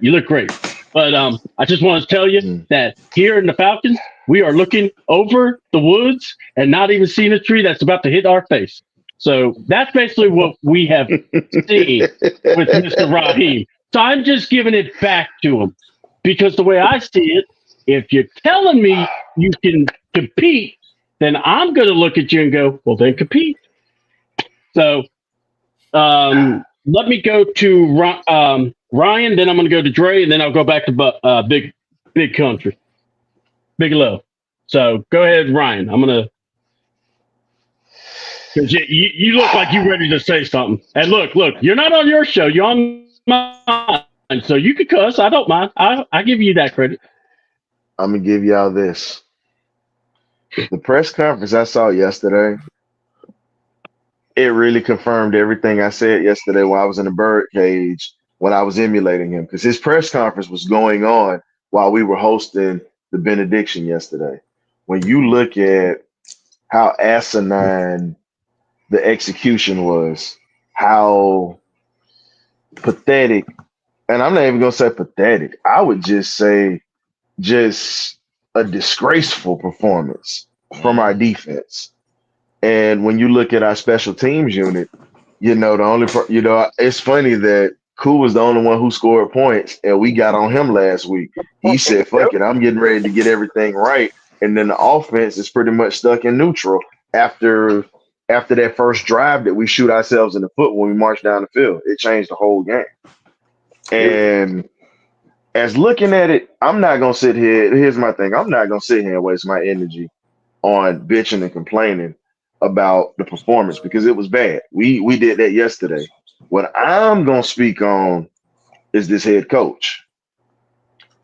A lot of people were trying to give him passes. A lot of people were trying to give him time. First off, this sumbitch has been a head coach before. This man understands what it's like to win in a playoff game because he did it in Tampa. This man knows what it's like to win the division. He did it when he was in Tampa. And then he did it with somebody else's team. You come into another ready-made situation, as we always say, and you have pieces to win with. But because of your nepotism, your stubbornness, and really your inept ability to admit that you have fucked. Wow. Wow, man! Back-to-back losses, right? Wait a minute. I can't even listen. I'm trying. Let me get serious because that just caught me off guard. I'm sorry. Hell no, man. Wait a minute. All right. Let me get my composure back because I was actually being serious for a sec. Yeah, but that was hey, man. You know what? They play like that. They deserve that. Yeah. But when you look at, so I'm gonna say this. So when you also look at the fact that Raheem Morris has yet, since he's been in Atlanta, has yet to take accountability for any of these fuck ups at this point. When you sit back and you say, well, we got to go back to the drawing board. It's a bunch of reflection, as he said in the press conference. Mm-hmm. What the fuck are you reflecting? Right now, you're deflecting. You're not reflecting. You're deflecting, my brother. Let's be real. You've deflected the fact that you have a pass rush that is literally malnutrition. It's horrible. You have malnutrition of a pass rush at this point. You don't want to accept the fact that you messed up by hiring your homeboy instead of bringing in a great defensive coordinator like a Jeff Olbrich or bringing in a Brian Flores, and because you want to bring in your partner. You bring in a young guy at the offensive coordinator spot that still got Similac on his breath and ain't had a shot of whiskey yet. Let's be honest. Mm-hmm. You're bringing in things that are, you're more worried about your job and not worrying about somebody taking your job. But this is the thing. The better coaches that you have under you and the more coaches you can push out into the league, the better minds you're going to have to be pushed towards your way. So at this point, you've got to take some accountability of you fucking up this season so far. Now, it's still a couple of games to go. We still can get in the playoffs. We're still at the top of the division. But you got to do some true soul searching. And Terry Fontenot, this is one thing that I'm going to say because this falls on you because you hired it. So now it's like this. You got to have a heart-to-heart talk because at this point of the season, you still don't even have a contract extension. You've done a great job by bringing in pieces, acquiring things. But that head coach, that is what's going to get you fired. You brought him in. You had a chance to bring in Belichick. You had a chance to bring in Harbaugh. You had a chance to bring in Steve Wilkes as a head coach. But you chose to go down a route because you you pretty much are friendly with this cat. This dude is what he is. And all I'm gonna say is this, ending this, because I want y'all to have time at this. I just took a quick break before I get in here to this VA appointment, get my meds, and get my damn therapy today. I'm gonna tell you right now, Raheem Morris, if you don't get this shit on the good foot, my brother, your monkey ass got to go. I don't give a damn about you being the first black coach in Atlanta. You catching smoke. Color don't have nothing to do with it, and people sticking with him because of that.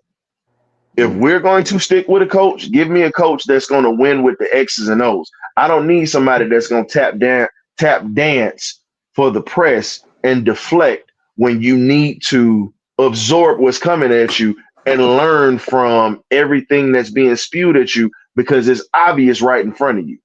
It's obvious that we have deficiencies and we have things that we need to fix. Stop trying to put a Band-Aid over a busted pipe that's flowing sewage out. Go ahead and figure out how to put some oakum in it. Go ahead how to figure out how to put some wood boards around it. And you also got to stitch this thing up. Just like we say when we was in the service, man, you patch up that pipe or whatnot to slow this down, because the ship is going to sink eventually. You keep fucking up. That's all I got this morning, fellas. Appreciate y'all having me on. All righty. Hey, no problem, brother. Anytime. All right, let's get Dre in here, and then wow, Ron just get it on us. All right, go ahead there. Yeah, man, he was like, I got this appointment, I gotta get my meds, I gotta go. I'm so mad. Gotta go. So yeah, go ahead, Dre. Yeah, man. All right, so I'm gonna hit this from a slightly different angle, man. I'm a shout out to, first off, I'm gonna shout out to all the veterans, man. All the veterans. Definitely. And this is where I'm gonna take it. This is where I'm gonna take it from. I'm gonna go ahead and put my rank back on real quick, because I got, if everybody looks up under my name, it says PPP. That doesn't stand for PPP loans. Ask for a couple dollars. So that PPP stands for, and if you was ever in the military, especially the Army, everybody knows that PPP stands for piss poor planning results in piss poor performance. And I'm going to put that on. I'm going to put that on the coaches, man, because there should have been no reason why players wasn't acclimated. You can clearly see it on the field. We were not acclimated to the weather, the elevation. We wasn't, and it kind of showed. It showed on the field, man, and everybody was tired. You can clearly see it. And I put that on the coaches. I put that on Raheem, man, because there's no reason we should have arrived in Denver either the day of or the day before. There's no reason we should have had only walkthroughs. We should have actually been there probably a week early so we could get acclimated, because I've been to Denver and I've been to high elevation places while I served in the military. And when you take a PT test in a high elevation place, and when you coming from a low elevation place, your PT test score is going to go down. Yeah. So you need to be acclimated to the place where you're going to be doing all this physical exhaustion, all this physical training. And it clearly showed with our players. All that clearly showed with our players, man. So that's on Raheem at the end of the day, man. There's no shaking around it. There's no getting around it. It is what it is when it comes to that. But you got to own up to that shit. You got to own up to that. You got to own up to, the things that got you the results that you have. We pretty much lost. We pretty much lost to the Saints twice. Yeah, we did. You see, we pretty much lost to the Saints twice. And I said this on somebody else's podcast. Exactly what you mean by that. Yeah. And I said this on somebody in the chat on somebody else's podcast. Can't remember exactly who it was. But I was like, this game, before the game even happened, I was like, this game is going to be a divisional game because of Sean Payton. Yes. We was going to play.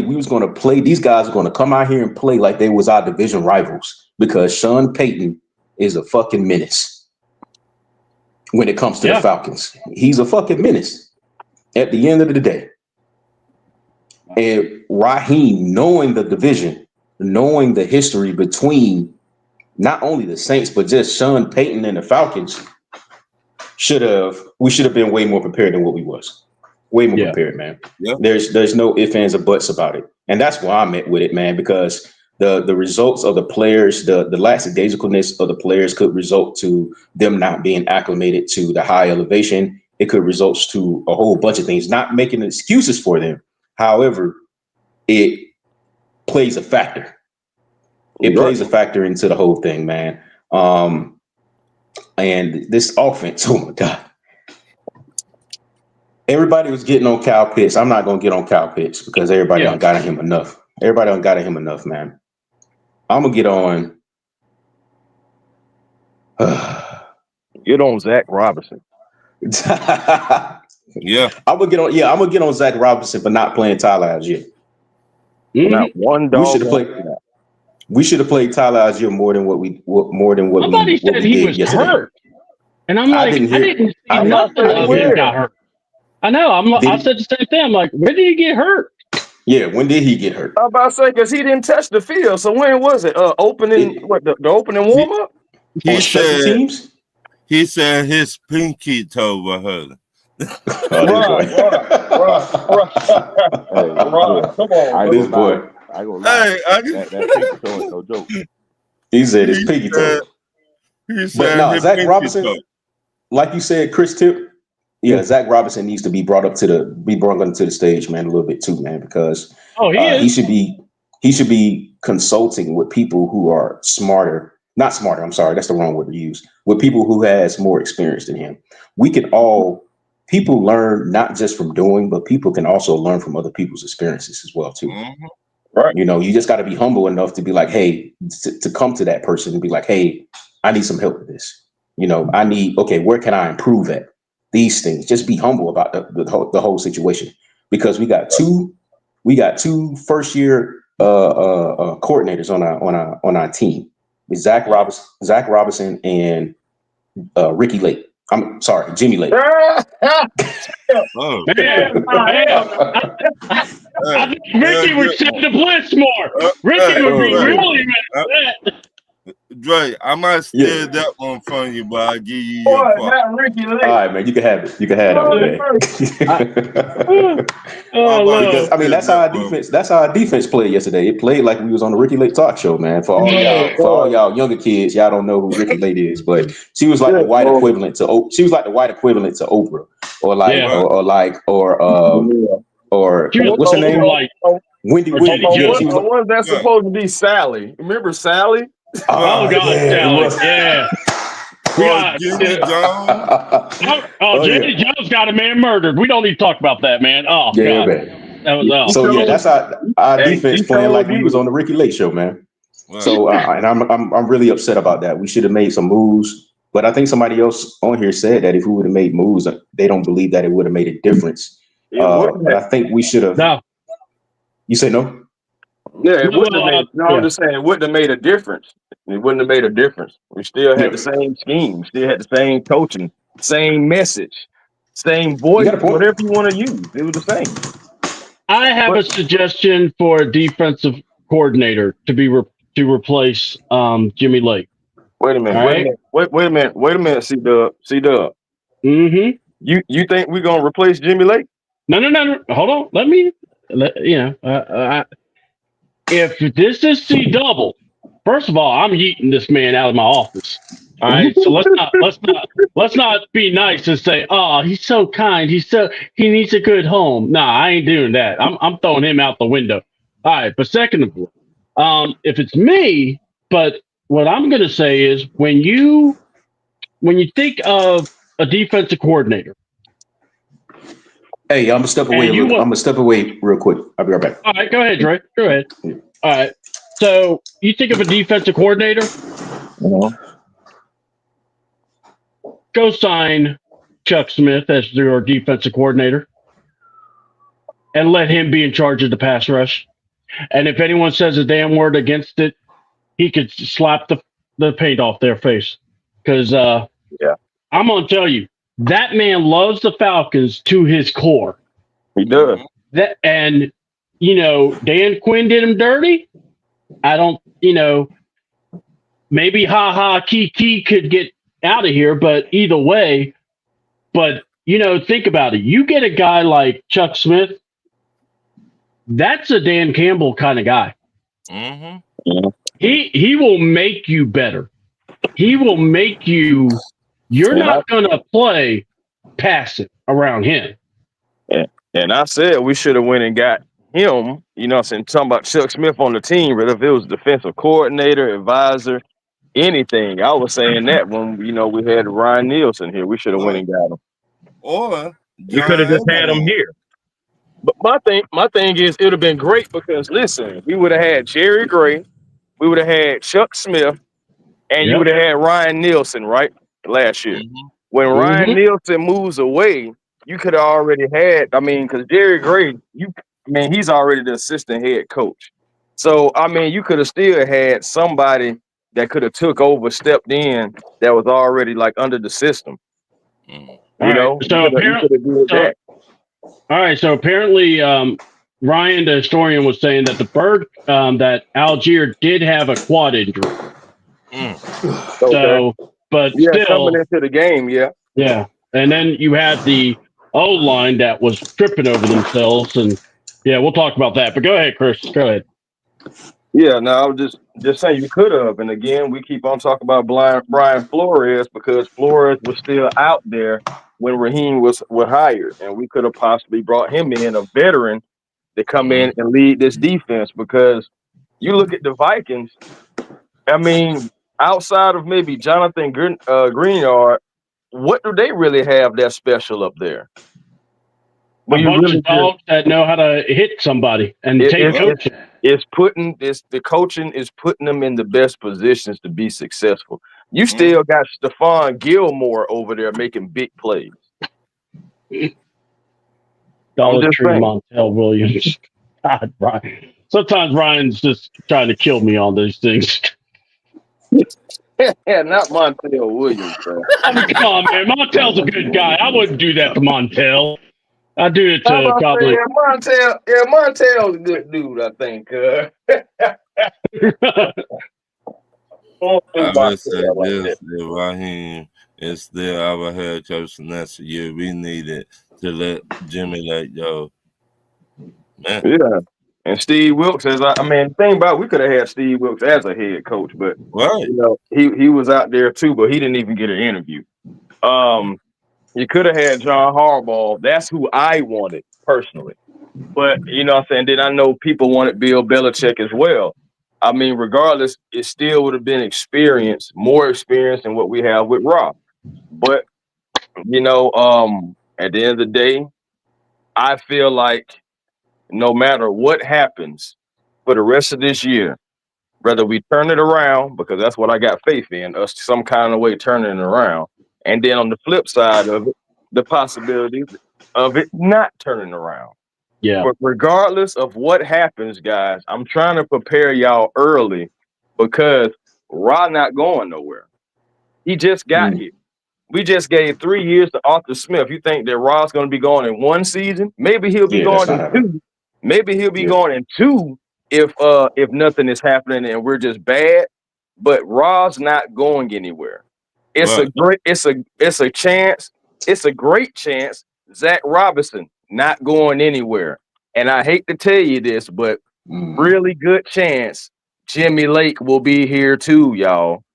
Well, I'm just saying what I would do because I totally because and here's the thing though, Chris, Raheem, and I've said it before, I'll say it again.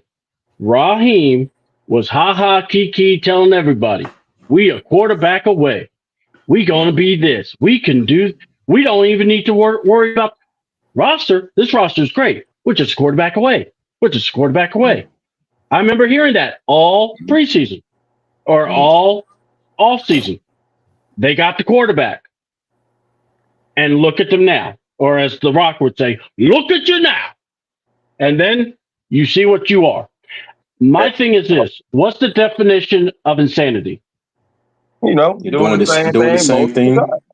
Yeah, and expecting a different result. And the strapped up 24. You make a great point right here. What you're saying about how they do black head coaches. We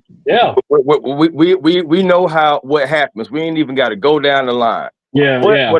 but the one caveat that I do have is our owner, Arthur Blank. I know my owner, bro. My owner not gonna just kick right. First of all, when has Arthur Blank ever just kicked somebody that deserved to be on their ass? On their ass? Never, family. I Never in agree. his whole existence as our owner has he ever done that. I And don't. is He would have yeah, to show me. He would have to make me a believer that he gonna fire Raheem after 1 year. He gonna have to because make me a believer. here's the question I have for you then. Because I get what you're saying, but here's the thing: as a defensive coach, you last in sacks. Your defense co- may cost you being in the playoffs. Right. That is something that's hard to come back from. And I wanted to get Big Low on this too. So because Big Low, why would anybody say, "Hey, play back about 15 to 20 yards back every time when you're playing"? But this is a very good secondary. We keep hearing. On What? third and What? one. Yeah, yeah. And Well, on the red zone at times, they're sitting and win with the fans. I saw them. well, I mean, well, they ain't playing 20 yards back. See, they'll be like 10 yards back. But uh, so a lot of things when it comes to this defense, like I said, these guys are coverage first guys. So the reason why they're playing so far back is they're trying to prevent anything over the top from happening. Now, the reason why they do that in the red zone, a lot of people don't realize is that it's actually really good to play cover three in the red zone because you're really covering every part of the field because the field is condensed. Now, the only difference is I know me myself and the teams that I've been a part of. A lot of times, whenever you get in the red zone, especially in the 10, you kind of go bump and run because the field is condensed. So it's like, hey, there's really no need to play so far off in that area because what happened yesterday, they could run, 2 or 3 tunnel screens and get 2 or 3 touchdowns. Right. So it's like the reason why they're playing so far off, they thinking they're trying to be smart. They're trying to disguise it, and they're running stuff like palms, which is like switching out like that outside linebacker, or that slot cornerback and have them guard that X receiver in the zone, like run like a little a corner zone or like like a little hook zone to cover the underneath, but they're not getting there fast enough, or they'll run a cover 6. But the fact of the matter is that there's always going to be somebody open on the side 5 yards down the field. It's always going to be somebody open because you're trying to keep everything in front of you. And in the process Mm-hmm. of keeping everything in front of you, that means you're behind them. So, that's why that's the case. Now, Chris, to answer your question, I know you said you asked like, are we overreacting as Falcons fans? It's like, Chris, let me ask you something. Whenever your mom or your grandma or the matriarch in your family tell Mhm. you that if you do something or if you don't do something, you're gonna get negative consequences from it, and you go ahead and do what you want to do anyway. What happens after that? No, it's definitely consequences. It's On coming, on your and you know it's behind too. coming, right? On your behind, you knew what was coming. Just You like know Mike it's coming. Tyson's booty. You know You what gonna get the "I told you so's." I told you should have such and such and such and such. I mean? No. And you look at there with the dumb face like, man. You did. I didn't think it was gonna happen because I thought I knew everything, Mhm. but it ended up happening. So it's one of them That's true. situations where it's like moving forward. Like I think this is. And our fan base. Our fan base the whole time they've been saying, "Hey y'all, we winning these games, but we see these issues." The media they came to they did a special press conference for Jimmy Lake because the sack numbers were alarming. Right. And what Jimmy Lake say, man, it's okay. The sacks they're gonna come. It's all right, y'all. It's all right. Look, if we didn't play that fluky Dallas Cowboys football team 2-3 weeks back, and they didn't give us a sack yesterday, we will be at 6 sacks in 11 games. Yep, we would be. And So that's the realization. But I would just no reason why I had asked is because again, we've had success early in the season, but I understand for Falcons fans, we don't have the luxury of saying, oh, everything is going to be okay. We don't have the luxury of saying, oh, this coach is going to figure it out. Because normally for the Falcons franchise, as much as we want this to change, for the Falcons franchise family, we've always like seemed to go through this at some point in time with every coach we've had. Every coach we've had at some point in time, no matter how successful they were, at one point in time, we were right here doubting them. Yep.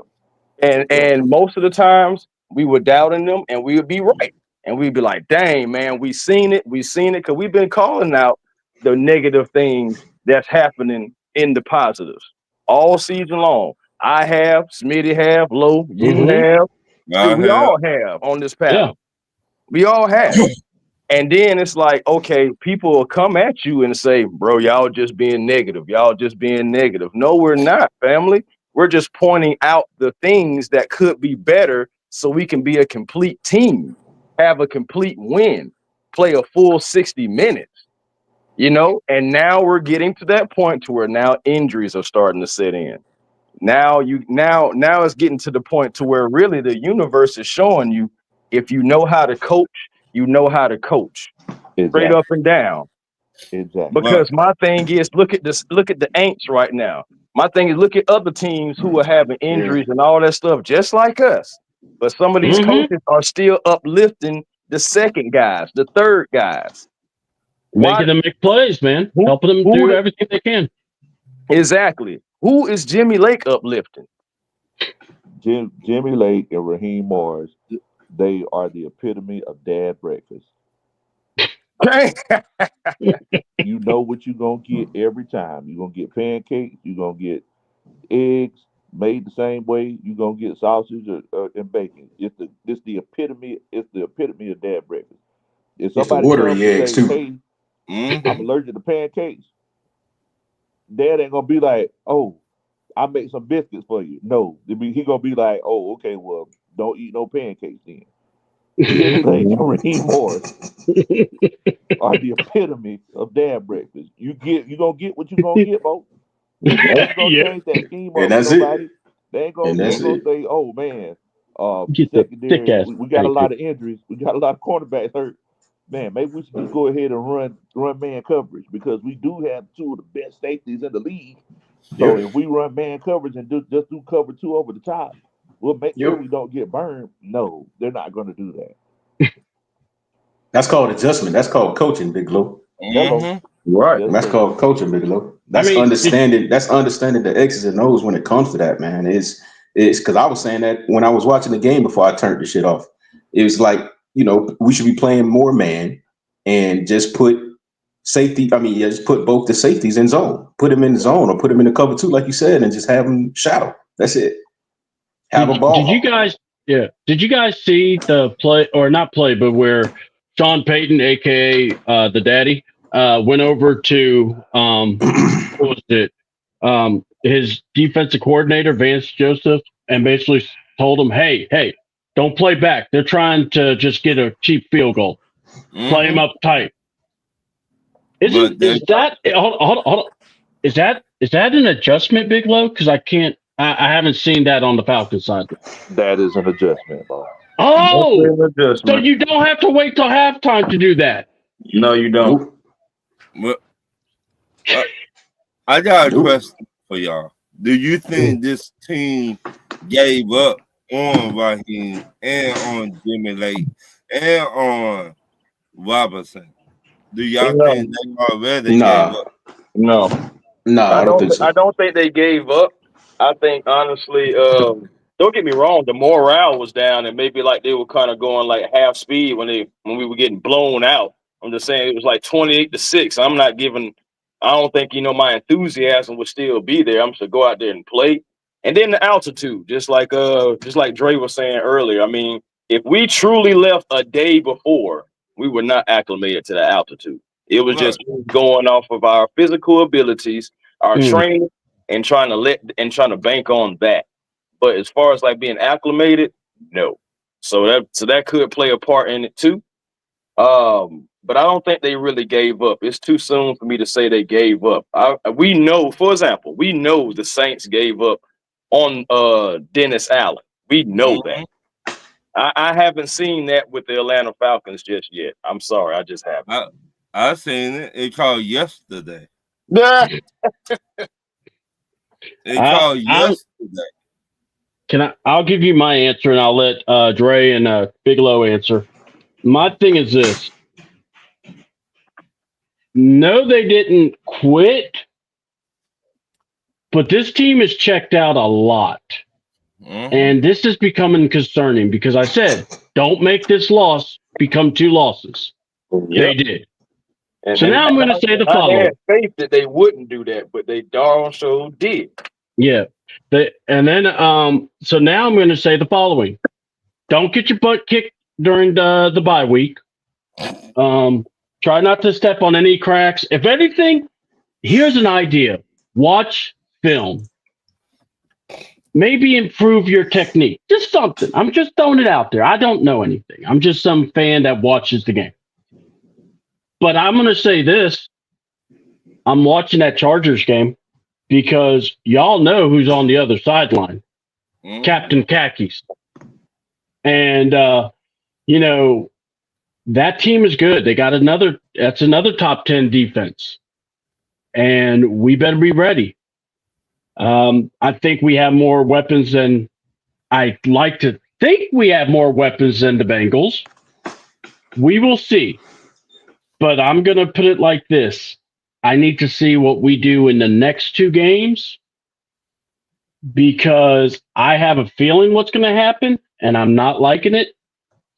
But we'll see because, we'll see if Jimmy Lake is going to prove the insanity is true. Because I'm with you, Chris. Nothing's going to change now. We're going to see Kiki Ra, be on these interviews, and then he's going to start tap dancing, like the great like Gregory Hines, and he's going to, do a little show for everybody, but he will not answer one stinking question. So I am concerned about this game. I'm concerned about the Chargers, then Minnesota. And like I said, we play down to our competition. And we're 0-3. So I'm scared of the Raiders when I really shouldn't be. We should be looking at the Raiders like the Raiders and the Giants should at least be the easy wins, and Carolina. But I can't say it because I don't trust this defense. And if the offense ain't scoring 30 or heck, over 25, we're not winning. Man, it's like I want to point out. Go ahead. No, go ahead, Lou. Oh, I'm sorry. I was just gonna say it's crazy because it's like, I know you keep mentioning Kiki Ra. It's like, but what's crazy, C-Dub, is that what's that? If you look at everything Raheem Morris is doing, he's trying to counteract what was before him. So if Arthur Smith was a jerk to the media, he's trying to be the most lovable guy possible. Yes. If Arthur Smith was a micromanager and wanted to be in charge of everything, he tries to delegate more. Yep. If Arthur Smith felt like he could win without that, without a quarterback that's not as talented, he tried to go and get the big fish in free agency. Everything he's seeing Arthur Smith doing, I mean, he's saying, okay, well, I'm just going to do the opposite of it and just think it's cool, and that's why. Hey, that's a good point. We still have a winning record, but I mean, we could be in a lot better position. Yeah. Yeah, we could. We should. Yeah. Could be in a better position. Because my thing is too, guys, and I'm gonna say this. Good teams beat teams they're supposed to beat. Yep. Good teams beat teams they're supposed to beat. Mm-hmm. Don't care about the situations. I understand everybody got so everybody got something to play for. Every player in the NFL got something to play for. And I'm not saying that you're going to go over out there and just steamroll everybody, but when you're just better, supposedly, you're supposed to show it and flex your muscles week in and week out. The Seahawks game, we came out flat. That was a game we should have learned from. Okay. We should have beat the Seahawks. The Seahawks didn't have no business ending a 4-game losing streak on us. And I think since they've beaten us, they've lost five straight since. To last night. That's what I'm saying, or something like that. It's like at least my thing is they've lost more games since since they've played us. Right. So you have that going on. Now I admit the Aints have gotten back-to-back wins, but my thing is, why even give them any kind of hope? Why not come in there fully prepared? Because Raheem has been in this situation before, talking about knowing the division. You know what I'm saying? You already know they fired the head coach, Dennis Allen, and they got new energy. You got to come in there and hit these guys in the mouth. Saints game, we wasn't on schedule on offense. Defense, we letting guys take the top off. Then the very next week was pretty much another divisional game only because of who the head coach was. Then I told guys that Sean Payton was going to have these guys ready just off of the way that they lost to the Chiefs. And also the simple fact that fate is crazy because they lose how they lost to the Chiefs, right? And then the very next week they have to play the Falcons, a team that the head coach is notoriously known to hate. He gave them guys extra motivation. I wouldn't be surprised if he told them guys, "Hey man, whoever get the most sacks, I'm gonna give y'all dinner." You know what I'm saying? Pay for you and your wife to go out or whatever. It probably was incentives that we don't even know about. What? So my thing is, you got to factor all those things in, and it's just coach. You have to be prepared for that. This is your second go round, and you've been around the league. You know about the rivalries. You know who likes who doesn't like who. You know all this stuff. And it was just almost like I went out there and didn't know anything and just was out there just completely unprepared. Next thing you know, we're trying to battle back. We're trying to battle back against the Aints. Came up short. Yeah, Koo did miss some field goals, but stuff like that is going to happen. At the end of the day, you still wasn't able to produce touchdowns. Right. And in 2 weeks now, you haven't been able to produce touchdowns outside of Bijan Robinson. That's a problem. Once again, I said it last week, and I know I said it this week. But to me, Raheem never built a defense, in my opinion. Everything has been ready-made for him, Ron, to your point. Right. So how do we know he really know how to build a defense? You ever heard of Jim? Hold on. Have you ever heard of Jim Moore Jr.? Yes. Had the greatest PowerPoint presentation ever. Right. And got the damn job off that. Right. Yeah. Raheem is family. Raheem knew the code words, what to say. Hey, I'm going to tell you what you want to hear. Give me your ear. And that's basically what he did. Now, I want to go to this, and then I want to bring up something that I was trying to not forget. Strap asked if, we have the Chargers, the Vikings, Commanders, and the Raiders. Mm-hmm. We think we could win 3 to 4 of these games? We'll start with Ron, Chris, and then Dre. Ron, Dre, and Chris. I think we're going to lose the Chargers to the Chargers, but I think we're going to win the next 4 games, in my opinion. Because coachings matter. That's what I think, in my opinion. I can't say that we're going to win any of the. I can't say that we're going to win any of the games remaining because you just don't know after the last 2 weeks. It's hard to see or tell or even have faith that we can claw ourselves out of this hole that we're putting ourselves in. It's not too deep yet because we still lead the division, but based off what I've seen the last 2 weeks, man, it's like, come on now. If we go into the Chargers and think that, because they've been on the road now, they got Quentin Johnson and they got McConkey clicking right now, and Justin Herbert is clicking right now. So if we go in there thinking the same thing, or go in there showing like we showed, like this game, nah, man, I don't think we're going to be able to win that game. We're not going to be able to win against the Chargers or the Vikings or the Commanders or anybody else, because it's just coaching, man. It's coaching, and we got to play with some type of vigor, some type of get up and go and drive about ourselves and everything. We got to show the rest of the teams, man, why we are leading the division round. We got to show the rest of the teams that we have, the record that we have, and the reason why we're leading the South right now is for a reason. We gotta go in there and we gotta pull our draws up and get back to it. And until they show that, I can't give you an honest prediction on if we're going to win, the next few games or not. You got to show me. That's fair. That's very fair. That's fair. What's up, Ron? Yeah, what you think, Ron? Huh? You said what? It's me or Ron? Yeah, I was gonna let you, but I was just saying, welcome back to Ryan. Okay. My confidence level for us to turn this thing around. Honestly, it's tough because I don't feel like there's any major changes coming.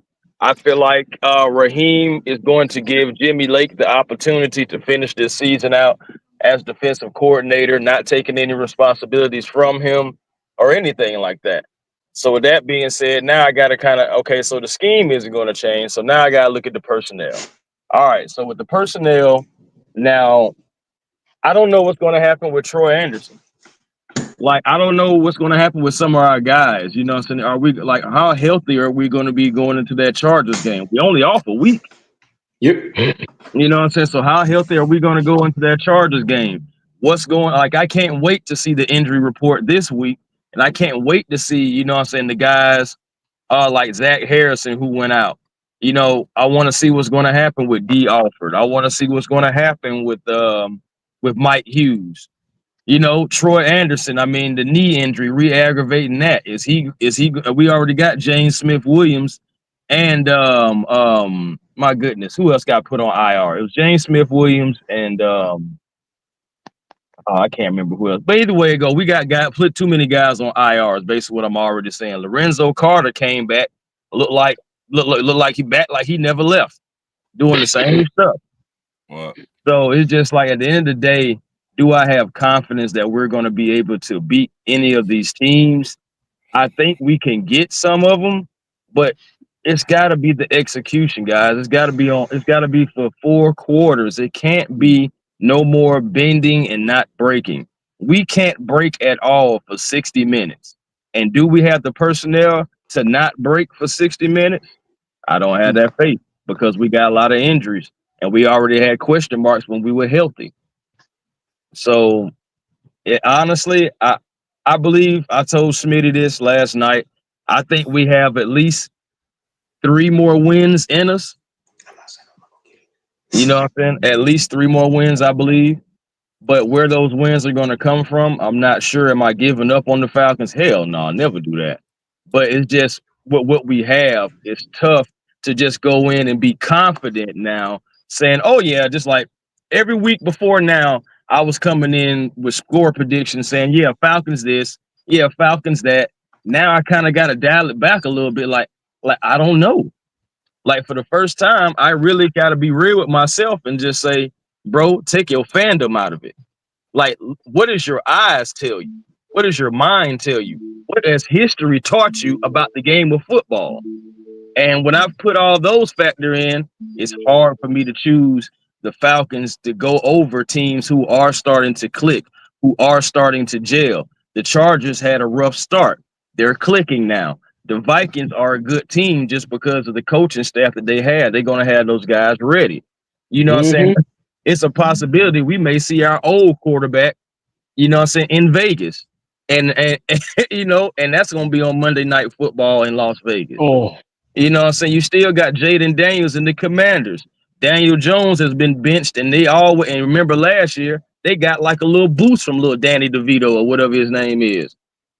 So it just like, you know, you have question marks, bro, and I can't feel confident moving forward with this team. It's like kind of like what Dre said. They're gonna have to kind of like show us in a way. And I feel like that's reasonable. Yes, please show us fan base that you know what I'm saying, that we are wrong for doubting anything you guys are doing. Because now it's put up or shut up time. Now it's to the point of the season to where it is you are who you are. Bro, we going to week 12. yep. We'll be playing in week 13 against the Chargers. So yeah. And it'll be in December too. That's December 1st, first of the month. Wake up. Yep. And hey, yesterday. Well, I mean, I'm just saying when we're playing next. All right, Ryan, come on in. Yes, sir. What's the question? Because I walked in. All right, no problem. I got you. First of all, I got to find it because we've had some people talking still. All right, well, it started from this one.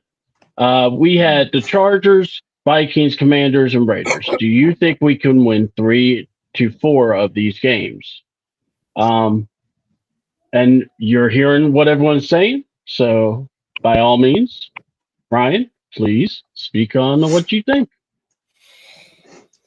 I'll be honest with you on this. You got a better chance. You got a better chance of saying Adolf Hitler was a world peace veteran opposed to these boys really trying to get this thing right. Because when you look at the stubbornness that we have from the top to the bottom, guess what? Stubbornly, this dude is gonna stick with Jimmy Lake. He is gonna stick with Jimmy Lake. And at this point, I'm gonna be honest with you. We're not gonna beat the Vikings. Vikings are clicking on all cylinders right now. If we beat them, hey, I'll be humble enough to say we are. But when you got a team with the heartbeat that is in front of you and they can make adjustments, it is what it is. The Giants, hey man, it's a toss-up game.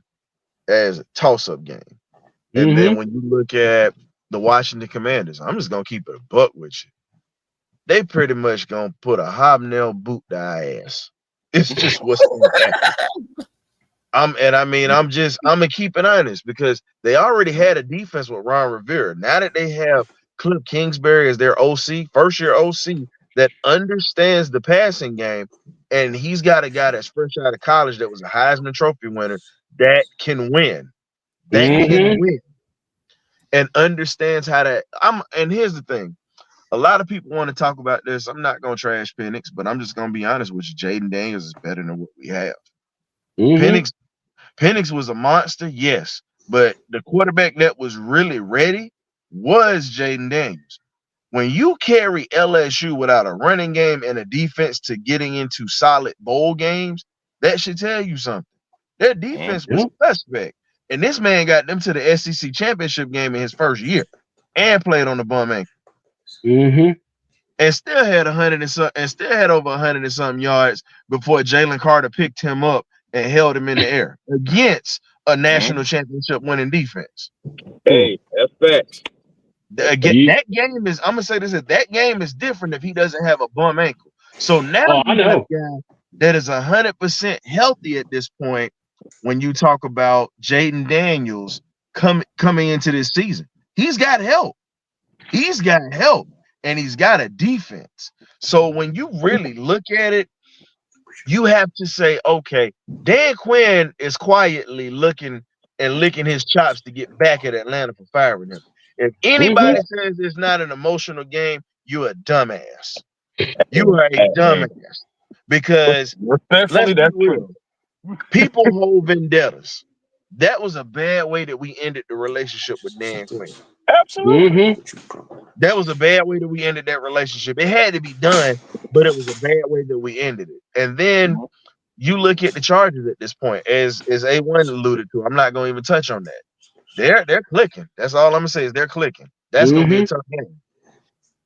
So those are the 3 games that I said that's really gonna show what the Falcons are made of. If you beat the Panthers, so what? But if you lose to the Panthers, you never had it. Yeah. So, and then you look at the Giants. The Giants is gonna be a tough game because of their defense. If our offense can't do anything, we're gonna lose that game. I think they got the most sacks in the league, if I'm not mistaken. All I'm gonna say is this: I thought sacks don't matter. I don't have. Here's my thing. I never said Here's my stats thing. don't matter. I never will say stats don't matter. And here's my thing. I don't have a problem with Penix. I like the fact that we do have a quarterback. But the problem is this. We decided to go Washington heavy opposed to going best player heavy. Because y'all can go back to my draft. Y'all can go back to my draft analysis. And that was when I first started having 8-1 of those guys on. I said Jared Verse was supposed to be the guy that we took instead of Trice. Yep. I said that. Yeah. And guess what? You see what Jared Verse is doing in LA right now. You're absolutely right, Ryan. And what else do we also have said about Trice? We also said that Jimmy Lake didn't get any of his guys, so we knew that they were going to go do something like that. Exactly. And we stuck with all these damn Washington Huskies here. The only one that's worth a damn to me is Penix at this point. Because Dorless, okay, he had a couple of snaps, but my thing is this. I got to see more. I got to see more of this guy. Because at the end of the day, we passed on elite defensive talent. I'm just going to say it for what it is. We have passed on elite defensive talent. You had a chance to get TJ Tampa. And that was my guy. That was my guy. We passed on him. And you see what we're struggling at in the secondary. At that number 2 corner spot. I get Mike Hughes is there. I'm just saying, I get Mike Hughes is there, but guess what? TJ would have been perfect because Hughes is down now. You got the young guy that's got size, speed, and they can also play. Baltimore's got him. And he's not having a bad year. Yeah. And I mean, you can look at Lester down there, Lester out there in Green Bay. Exactly. He's having a good year. And here's my thing. I've been saying this for the longest. They want to get guys. It's just Atlanta. Let's just be real. Atlanta don't draft superstars. We have not drafted a superstar in years. That's just like Julio, right? I mean, let's just be real, man. We're taking role players to come to Atlanta. Penix isn't a role player. He can be a star. But my thing is, I'm looking at the injury history at this point. And with as crappy as our offensive line has played, it's people saying, oh, we need to put Penix in there. Y'all weren't saying that when Kirk was swag surfing and y'all was swag surfing with him. I'm still swag surfing with him. So don't turn on him now. Don't turn on him now. He got us still in the lead in the division. If you throw Penix in there with the way that this offensive line is, Penix has no experience, and his blind side literally is exposed. It's exposed just like these ass cheeks on this picture Chris has got. C-Dub has got. Let's be real. And Penix has always had issues with making it through seasons from his college. Now, the year they go to the national championship, he didn't have it. But all I'm saying is, at this point, it was just asinine to put him in there. So if Penix gets hurt yesterday, everybody got to get fired. That pissed me off that y'all threw him in there like that. No, let Kirk go out on this. Guess what? Kirk is a rental. Kirk is not our future quarterback. Kirk is a fucking rental. Let Kirk go out on his shield because he earned that ass whipping we took. Exactly. Yes, he did. Earned that ass whipping we took yesterday. Penix should have never been thrown out there because if he gets hurt, guess what? All heads got to roll from Terry on down. Somebody got to catch strays for that. And at this point, I think that our season now, you should, if you the one going to the in the second half of the season now, you got a chance for this team to debacle at this point. Yeah. You got a chance for Atlanta to do what Atlanta always does, fellas. Fold when everything starts to get a little heavy. So I love my Falcons, but I'm going to be realistic about my Falcons. If we can't fix the issues and the deficiencies we have right now and the Mhm. stubbornness that we have, where we need to use Cordero Hodge a little bit more. I said this yesterday. You got to use Casey Washington. You got to use Chris Blair. You got two of your top receivers that are really banged up. Let them guys sit. Let them guys Mhm. heal up for the last half. Let I these young guys said get that some about burn. Darnell Mooney. I said, hey, I think we No, should sit Mooney, down there. and here's my thing. And that's the reason I'm saying let these young guys go, because Mooney's hurt. Drake London's playing through a hip pointer. At this point, let those older veterans heal up at this point, and let Ray McLeod be the old veteran on the field with these guys. Let them lead them. It's at this point where, well, Cordero's not a young pup, so it's so many things that we could talk about. But I'm not gonna sit here and cry over spilt milk. The only thing I want to see is accountability and freaking leadership from my head coach. He's my head coach, whether I wanted him or not. He is my head coach. So guess what? All the kikiing and tap dancing and Uncle Tommy that you doing, it's got to stop. And yes, I said Uncle Tommy, and I meant that shit. So anybody that know, and I'm not speaking on Josiah Henson when I speak on Uncle Tom. Let's get this straight. So anybody that knows about Josiah Henson or whatnot, he set slaves free. This motherfucker ain't setting shit free for the Falcons right now. The only thing he's setting free is cliches and literally smiles at the damn press conferences. At this point, you've got to get your shit together, man, because the more tap dancing you do, the worse you make it for anybody else that looks like you that possibly could come to Atlanta, bro. Because I'm gonna be real, you ain't gonna be here forever. So at the end of the day, with the equality bullshit, I know we got our social justice patriots is what we call them, social justice patriots or whatnot. Fuck the social justice patriots of a black coach being a head coach. This motherfucker is the Falcons coach. He happens to be black, but the thing is, he happens to bobble and fuck up everything that he has in his back pocket right now. Everything is still ahead of you right now, Raheem. Get your head out your ass, bro. Because at the end of the day, you have a great opportunity to do something and at least win the division and at least get the Falcons back into being relevant. If we don't win a Super Bowl, I'm good with taking relevancy compared to the mediocrity and piss poor performances we've had since 2018 all the way up until now. So at this point, I'm still riding with you. I'm still riding with your Coach Rod. It's still you and Terry, two dope boys in the Cadillac, just like Cass. I'm still riding with y'all boys, but we got to call out the bullshit. Yeah, it's got to be called out at this point because now it's starting to become mundane. And as we say, first time is always a mistake. It's always a mistake the first time, but your second, third, and fourth time, it's a fucking habit at this point. So now it's time for you to break these bad habits and get these birds straight, man. I appreciate y'all having me on again. I had to talk to my therapist at the VA, and I had to get my meds today to calm my nerves because this would have been a lot worse if I wouldn't have had my meds. So y'all be easy. Check us out Thursday, 8 p.m. in the Birdcage LLC, YouTube. You either get right or you get left, baby. Appreciate it. And lastly, if you ain't liking this channel, damn it, you better get these likes up. Do not be that guy. It's $3.99, fellas and ladies that are watching. Have a good day, folks. Yes, sir. Support everybody, man. As we AC double. I'm about to take off my damn self. I'm about to take off my damn self, man. Got to get back to work. Go for it. All right, man. Go for it, brother. You guys have a good one, man. Thank you for having me. Thank you. No problem. We're about to wrap up anyway. All right. Appreciate you. Out. All right. And that's Dre, man. And I can't wait to have him with the wrestling show with me. And I'll reach out to see if he wants to join us on the Beard Gang, too. Look, just because you ain't got no beard don't mean you can't show up. So it's all good. Anybody can show. We like to talk football. So, all right. Well, can we all agree that smiling and kiki, shaking hands, kissing babies, and wanting to be everyone's friend is getting old? And hold on, before we go there, because we were about to head out, but I was waiting. We got Larry. They coming to get what's going on over there, Larry?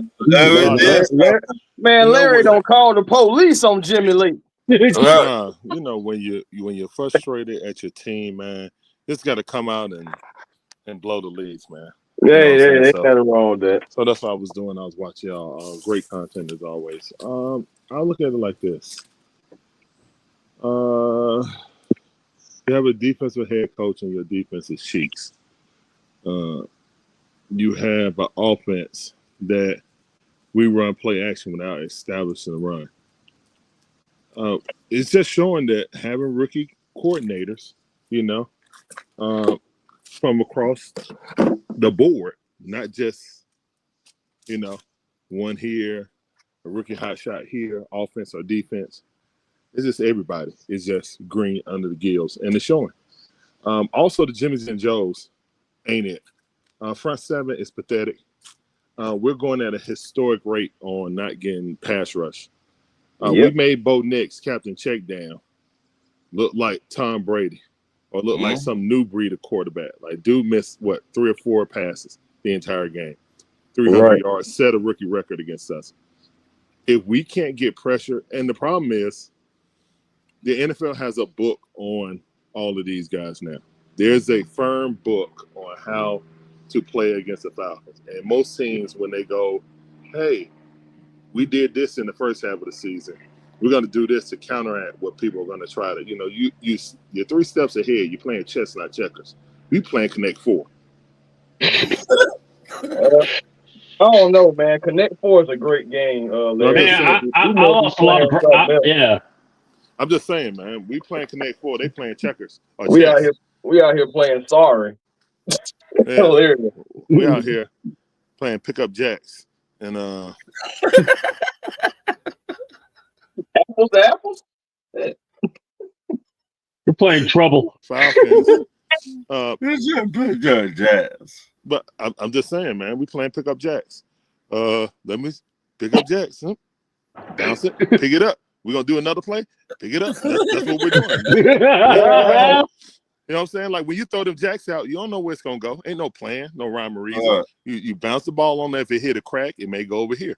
You gotta scrape up as many jacks you can, then grab the ball. So again, that's how our offense is.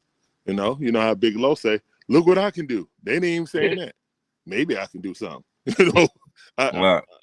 It's frustrating, and this winning the press conference stuff, man. I just want to win games, So, Coach Raheem's my coach, and while initially I wasn't, I wanted a different direction. But once Coach got here, I 100% bought in. So I need Coach to fulfill his words. You know what I'm saying? Because words go but so far. Now our actions aren't looking like the words. So instead of who the F is next, instead of who the F is coaching. So I need some sense of urgency. And I need us to learn from our mistakes. I don't think he's going to fire Jimmy Lake because this is homie. It seemed like he hired all his homies. And we know that's how it goes in the NFL. But again, if you don't have no more older, experienced homies, then you got a very inexperienced staff. And when times get tough, are you guys going to have the metal enough, to come through and right this ship? It's bad for Justin. I got to feel bad for Justin Simmons. You looking like you came over here because you believe you wanted to go to the playoffs. Now, the good thing is we played the majority of our games against our division. So we got that 3-game cushion. It's 2 games, but really it's 3 because they got to beat us outright. The Saints have to go 7-1. The Saints have to go 7-1 to catch us. And we got to go. Yeah, if we go 3. I think if we only win 2 games and they win the rest of their games, we lose the division. So the Saints, just because they got a head-to-head with us. So again, guys, I'm not jumping off the boat. I'm not, panicking. But some serious conversations need to be had in the coach's room. And on evaluation. Terry, guess what? You don't have a contract after this year. So if this roster is this deficient, even though you made moves in free agency to try to help the defense, I wanted Judon. If you go back and look at our Rise Up content creators video stream, I wanted Jaredverse.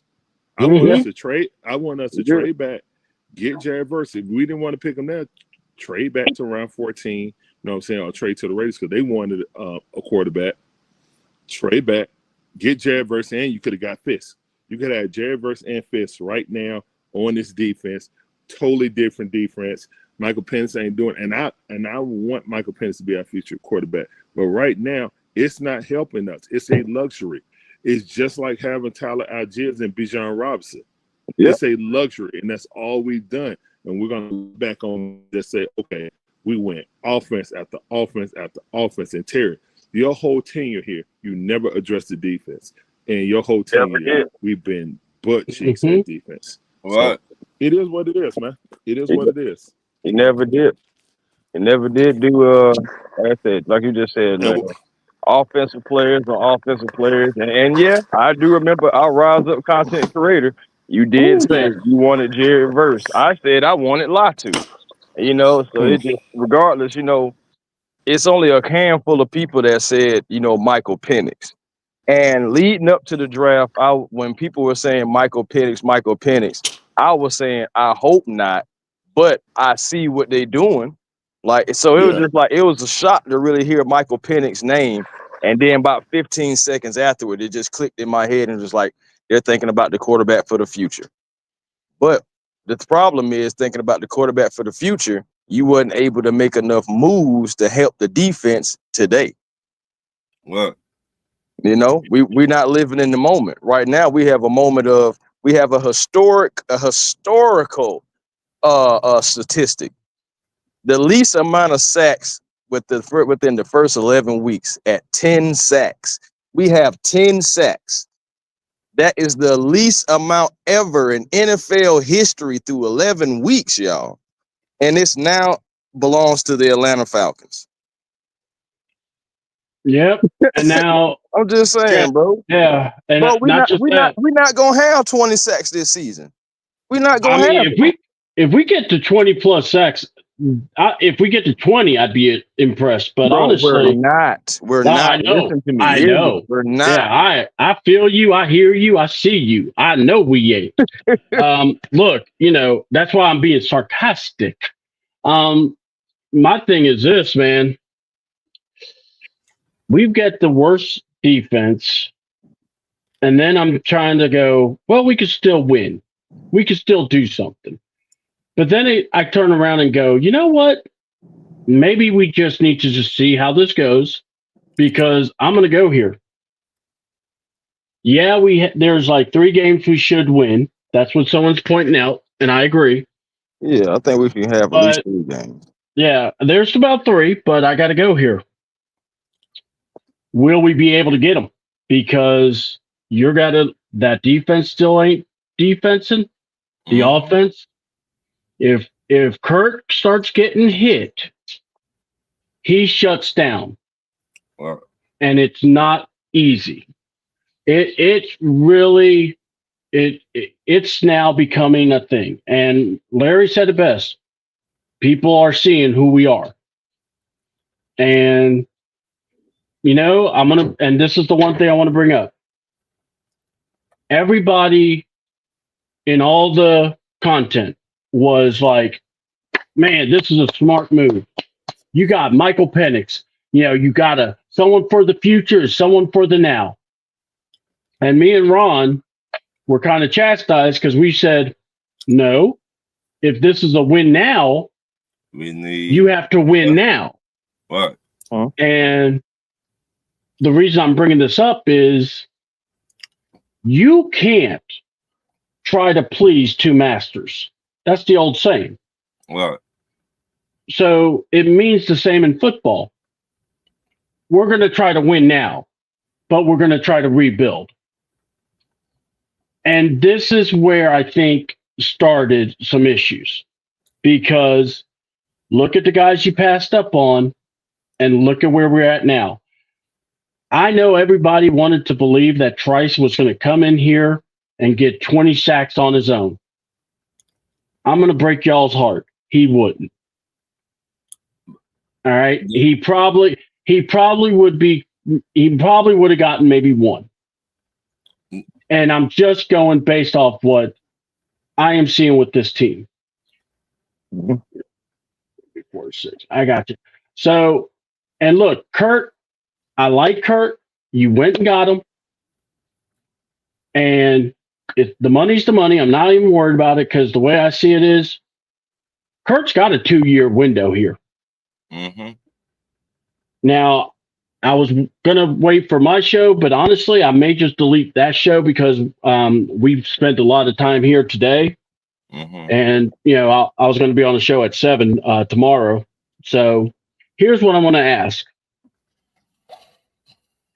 if we keep playing the way we are and we don't make the playoffs, okay, or even if we do and we have a first round exit, whatever, are you at least looking at Michael Penix to challenge Kurt in spring training? And if he does outplay Kurt, you going to let Michael Penix play? What do you two think? We'll go to Ron since you hadn't talked in a bit, and then we'll go to Chris because I want to hear both y'all's thoughts. One, I don't think if he do outplay Kurt, I think with the coaching staff, they still will let Coach Cousins be the starter. They just like Stevie Wonder. They don't see nothing wrong, in my opinion. Because I think Raheem playing all the players that he paid. And that's the big picture. He paid Coach Cousins all that money. So he gonna say, forget Penix. We gonna keep him on the sideline, and we still gonna let Coach Cousins be the starter. Because why? They paid Coach Cousins all that money. They're gonna say, good job to Penix. Yeah, you're the future. But right now, Coach Cousins gonna be our starter. And I said it many times. Money talk, bullshit walk. I mean, They paid Coach Cousins all that money. Just like the rest of our defensive line. They playing all the defensive line because they pay all the defensive line. That's why we really have not seen the rookies, in my opinion. Because they already pay all these players to do a job they know they cannot do. But it's not the players, it's the coaching staff, such as you suck. Jimmy Lake, you suck.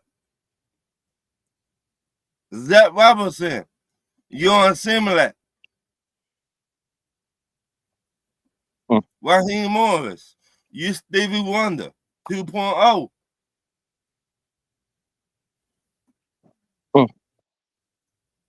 All right, Chris, go ahead for it, bro, because I want to hear your thought on that. I mean, shoot, Ron really illustrated it, man. Honestly, already he laid out the platter and everything, but now all we gotta do is just dig in. Because I mean, the Kirk Cousins is going to the only way Kirk Cousins is not the quarterback is if Kirk Cousins get hurt. That's it. And I agree with Ryan. I mean, I understand that, get Penix some reps and everything like that, but Kirk Cousins probably should really just finish that game.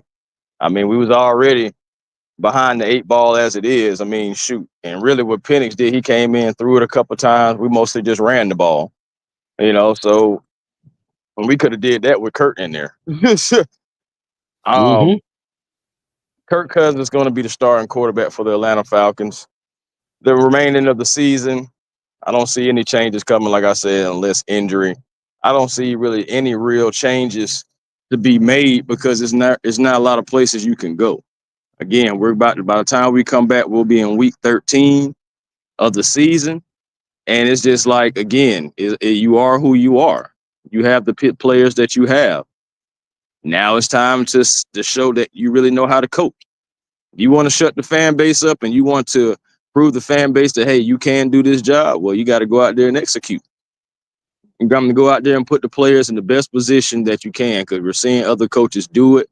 and we feel like we have talent and feel like we have guys. So at the end of the day, guys, the coaching staff has got to step up. The remaining 6 games that we have, they're gonna have to step up. Plain and simple. Yep. Well, I'm gonna just simply say this. I think Kurt is done after next year. All right. And my thing is this. If Ra is playing for his job, coaching for his job, I can easily see where we do switch. I don't know just yet if it's going to be one of those, hey, we're going to just switch him out and all that, or he'll be the starter. I just saying, if you're all about competition, you let the best man win, and let's see who can get the job.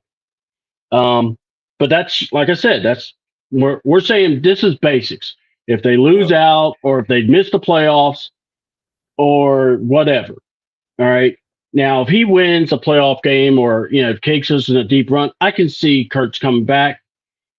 But I'm really concerned about Kurt's health, especially when we don't protect him. So, everyone says that Michael Penix is going to get hurt. I'm more worried about Kurt than I am Penix. What? So that's just my thought. Yeah. And I will say this. We're going to wrap this up, and I want you guys to plug what you're with. No Beard Gang. I'm going to close that one because we spent about almost 3 hours here. It's been fun. It's just so I can actually be able to spend some time. My wife is actually having a situation at work where she is now going to be like the fixer for the DM. So she's now this Christmas season, or pretty much she's still the manager of the store she's in, but she's now going to other stores to help fix it. Wow. And eventually she'll get a new store. So we'll see. We're kind of up in the air type deal. So everything's good. It's just, this is actually a good thing. It's just one of those that I was not expecting at the holiday time. So C-Double is going to have not a GoFundMe, but just know I'll be looking for a vehicle eventually. Because I can't be alone by myself all the time. So with that being said, I just wanted to let y'all know. So tomorrow we'll be running errands, getting all this stuff done. So, all right. And so I love you guys. I appreciate y'all. So there will be no Beard Gang tomorrow. Just so I can be able to be back by 7 and get everything done. I don't want to be doing like shows and I'm talking and repeating myself all the time. Right. So guys, let me pass it around. Plug your stuff, plug who you're with, so that people could find you, like you, subscribe to you, and we could go from there. Ron, you up. You can find me on Talk Your Ears Tuesday nights around 8 o'clock. You can also find me on C-Dub show around 8 in the morning or whatever. That's it. All right. And then let's say my bad. One more. Oh, Pops and the Henry Brothers. Yes. Thursday night around 8 o'clock. There you go. Hey, All man, right. find me, A1 Forever Sports. That's the platform on YouTube. Please like, comment, and subscribe. Come by, have a football, basketball, or baseball conversation, man, as we do a lot of Atlanta sports. Sometimes we dibble and dabble into other things and everything just to, keep the versatility up. But, yeah, man, appreciate everybody who, like, comment, and subscribe, to everybody's channel today. And thank everybody for coming through, listening. Always, us Falcon fans, it feels like it's been a minute since we had Victory Monday now. So it's we got to get back to these winning ways fast, any way that we possibly can do it. It's up to this coaching staff to do it. And that's where I'm going with that. Twitter and Instagram, A1 Forever, and also on TikTok, the real A1 Forever. Come by. Thank you again, C-Dub, Ron. Everybody who was on the panel, man, for having me. Thank you so very much. And I'm going to definitely catch up with you guys later. No problem. Thank you so much, Tip. All right. And now let me running back. I want to thank everybody that was on the show. Man, we started with Ladarius.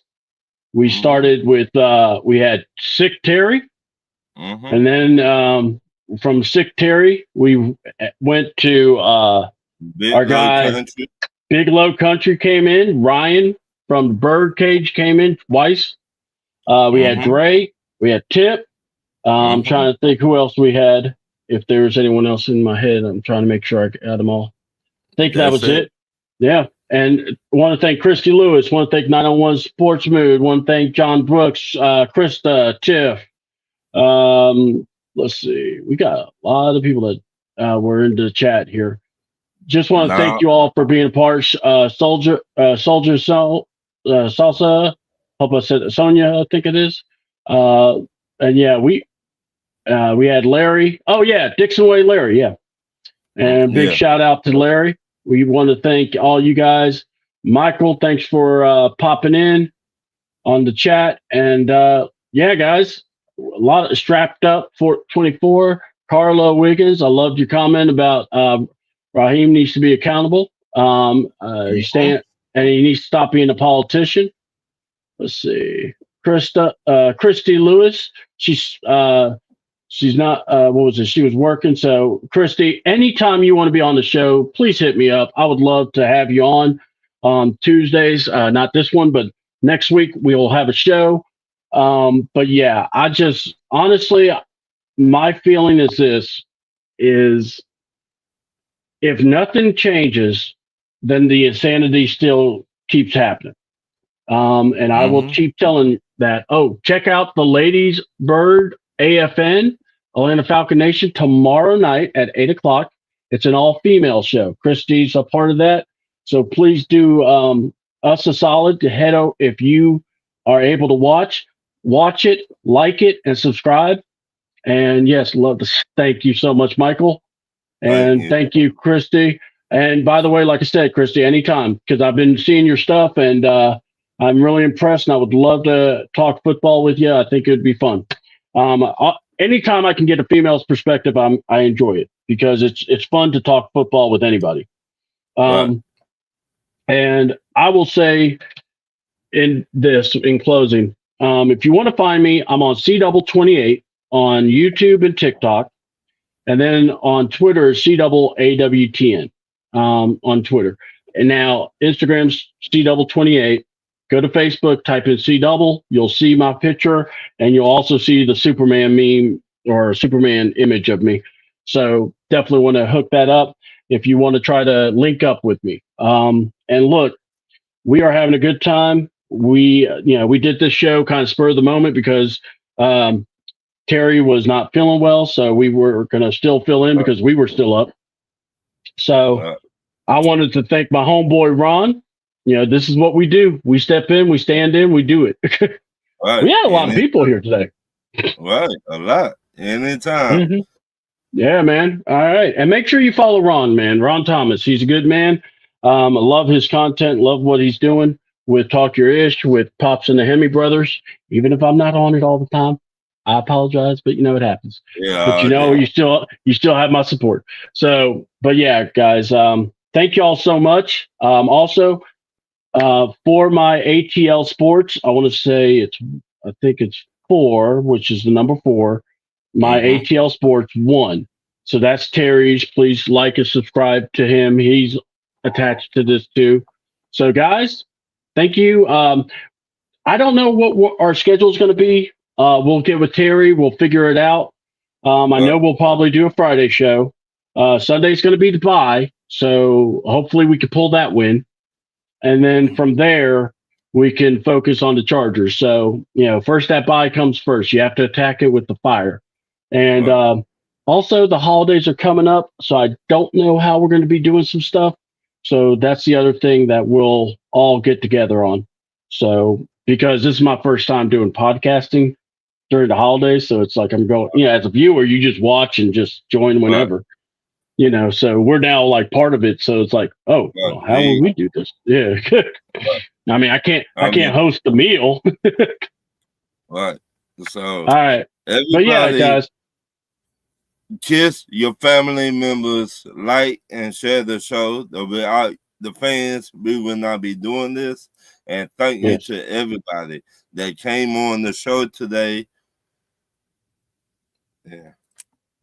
Yes, and I want to thank everybody, but also I want to thank, more importantly, you fans. Look, the only way the Falcons or really any sports teams know how we feel is when we can speak our minds and Right. not have to feel like we're held back.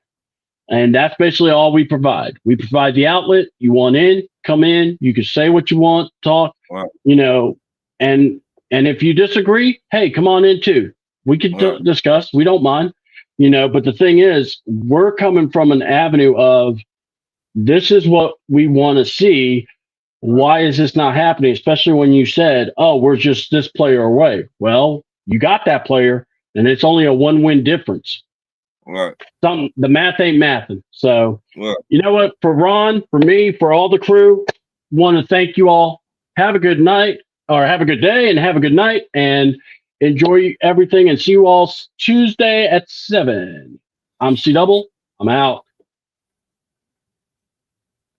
Oh shoot! No, I don't need to do that. You gotta hit that end button first.